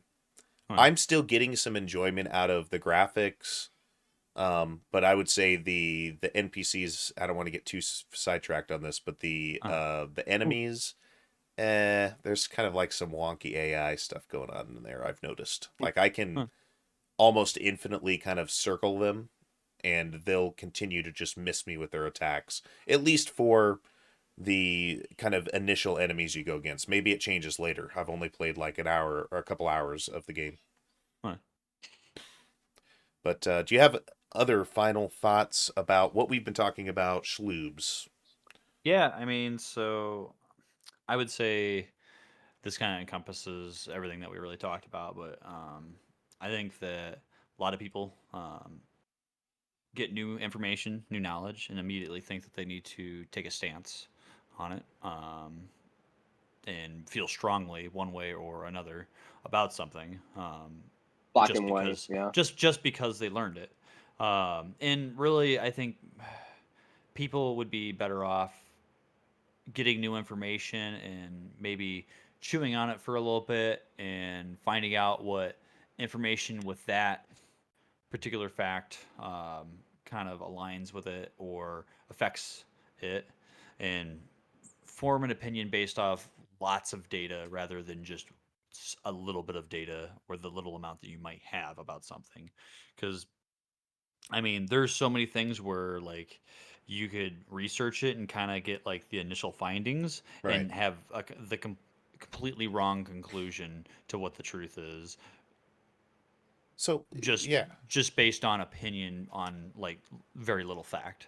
Even educated people on subjects, like we've talked before, where I've read the I guess the two top opinions on two opposite sides of whether Jesus existed or not, of it as an actual person, you know. And I'm just saying that even educated people who know a lot about the subject of Jesus disagree with that. But there is one answer. You can't have both, right? And that's that one in particular, you know, it's an easy one, existed or not existed. But in this one, it's an even broader inference, and there's a lot more nuance involved of moral versus immoral, and you know, supporting a view versus not supporting a view with your dollar. There's a whole lot of nuance there. So this is gonna sound like a very random question, but you'll understand why I ask it when I respond after. In the movie Life of Brian, is Jesus a character? I can't remember. I don't remember. I've only seen that once. I think he was involved in it, but anyway, well, like I think they had a character for him, but anyways, like a representation of Jesus. Yeah. If Jesus was a real person, I'd just like to think that's the most realistic representation of him. Right. But yeah, I just this is the primary thing. It gets tiring, and it is unproductive for us to argue about these numerous semantics around kind of this J.K. Rowling issue, especially. So like I just we're gonna end. We started on J.K. Rowling. We're gonna end on J.K. Rowling. J.K. Rowling is yes a troubling character, but like even if you took out J.K. Rowling, I'm not advocating for that, but even if you like just silenced the person, not take out, but like you manage to silence them, get them to where they have no platform, and they take all their billions of dollars away or whatever, and just completely out of the equation. Right, out of the equation. There's going to be another one that pops up in its place. You're fighting a societal problem, and no offense, Renix, but you know, no offense, but if you're still on here, but Great Britain is pretty transphobic in general. I'm just saying, like, in comparison to, and granted, you know, not as bad as say Saudi Arabia, but I'm just saying, like, they are, as just a general populace, not as accepting of that.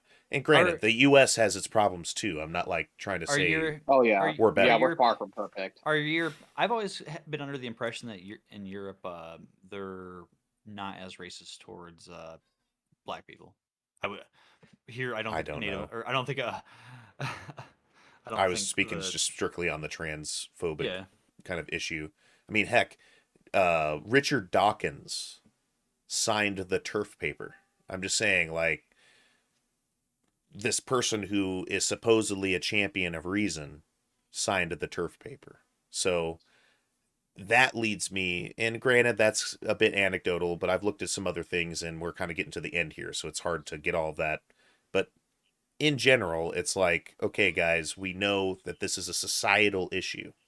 This is a, you know, whatever particular issues that cause, you know, that country, Great Britain, to be a little bit, you know, less accepting of trans rights. or trans legislation, that's something you have to tackle at an organizational level. You attacking J.K. Rowling on Twitter or going on to harass streamers for streaming a Harry Potter game is doing nothing but just giving you enemies. Like, this is where I just want people to agree. Like, even if you can't agree with the art versus the artist argument, even if you can't agree with the argument of, no ethical consumption under capitalism, even if you can't agree with those, you can at least agree that the entire whole campaign that you're focusing on is ineffective. It's not doing you any good. And that's what I wanted to take out of this. What is the campaign though? Is the campaign to prevent people from being exposed to some homophobic, transphobic message that's being provided by the game, or is the goal to just stop J.K. Rowling from making money? And I think for some people, it's about stopping J.K. Rowling from making money. And really, when it comes down to it, she's got enough money. So who really gives a shit if she keeps making money? She's not in a position where she's she gave up her millionaire status before. Yeah, if just suddenly she's a billionaire, the fucking Harry Potter money just dried up out of fucking nowhere, she's gonna be just fine. So I don't why attack people who are positively impacted by the story, because they're not playing the game and this is making me fucking hate trans people. Like that's not happening. Yeah. It's not projecting a message to these people. It's quite literally just the game is making somebody who has transphobic views money. And in reality, she doesn't even have any fucking thing to really do with it. She didn't work on it. She created the material that it's based on. And yeah, to further expand upon that, it's like the only reason, and this has been shared all around, this isn't my original take here. I'm just sharing essentially other takes, but this particular thing here, why target that video game? Why target that video game? I guarantee none of these people are willing to go to Universal Studios and picket the the park at Universal Studios Park to keep people from going to Harry Potter Land or whatever it's called. That campaign I sent you where somebody they're buying Harry Potter books to replace the covers with ones that don't have J.K. Rowling's name on them and then reselling them. That's just so freaking petty. What's the fucking I just don't understand the point of that. What is the point? That's so stupid. I'm just saying, and hey, that's just an opinion. I get that. Hey, if that gives them some solace, I suppose. But the reason I would say that's stupid is not that I just don't agree with it. It's just, once again, what are you trying to accomplish there? What are you trying to accomplish there? This is where it really comes down as the argument of I have I'm going to call, in my opinion, a healthy disdain for ineffective political movements. I have a disdain for some of the things that BLM has done towards a movement that could have been a really good thing. I have a disdain for PETA, a movement that has a general good idea of not harming animals unnecessarily, but then has been politically ineffective towards that goal. The reason why those end up being politically ineffective, I think, though, is because the people who end up being kind of the faces or the leaders of those movements nowadays, they're not your Martin Luther King or anything like that. They're people who are looking to personally profit from the fact that they're so involved in that. So they're not there really to support the real cause. They're there to support themselves financially. Yeah, just like Blue Lives Matter. Yeah, that's the same. That's the same freaking thing. And absolutely another example. So if anybody that's watching right now wants to look more into this issue, I have made a video, essentially a report video about cancel culture, which also involves this woke element, about Charles Murray in relation to Sam Harris, which is a philosopher that I follow. It's on Jason Bergmeyer my YouTube channel, and it's called Smoogly TV, the Sam Harris Vox Saga.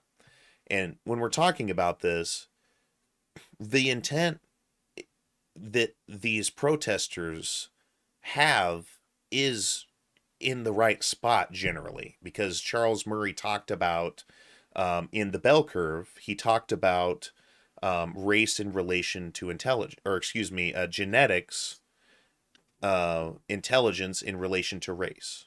And ultimately,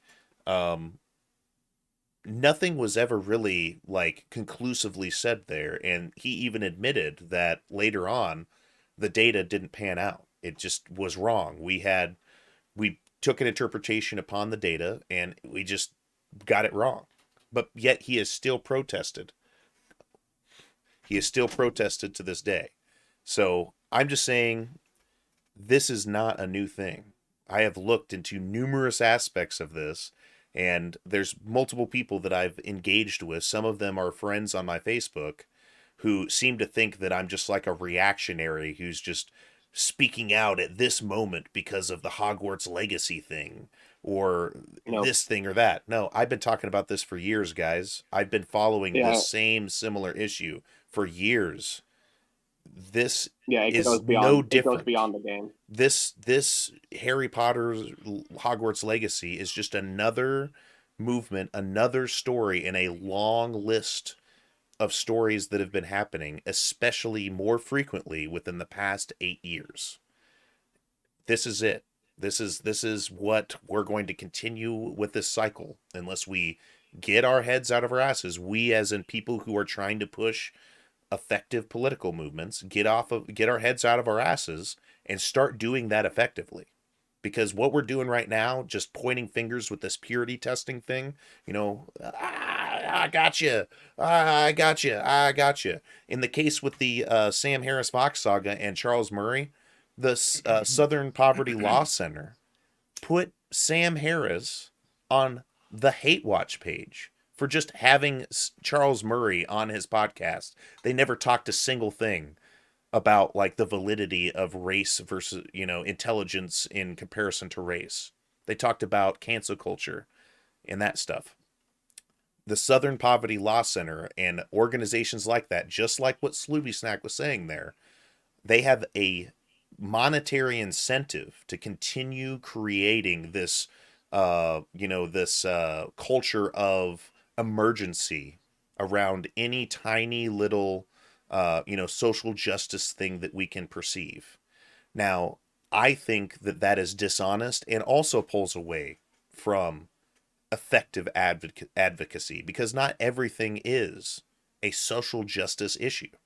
So there is an element of that too that exists within this kind of internet ecosystem of people claiming that there's this severe grievance that they have over somebody forgetting to properly address Sam Smith's. I wonder if there's like a gender. phrase for that. I wonder if there's like a phrase for this, like social justice marketing or something like that. Like social justice warriors.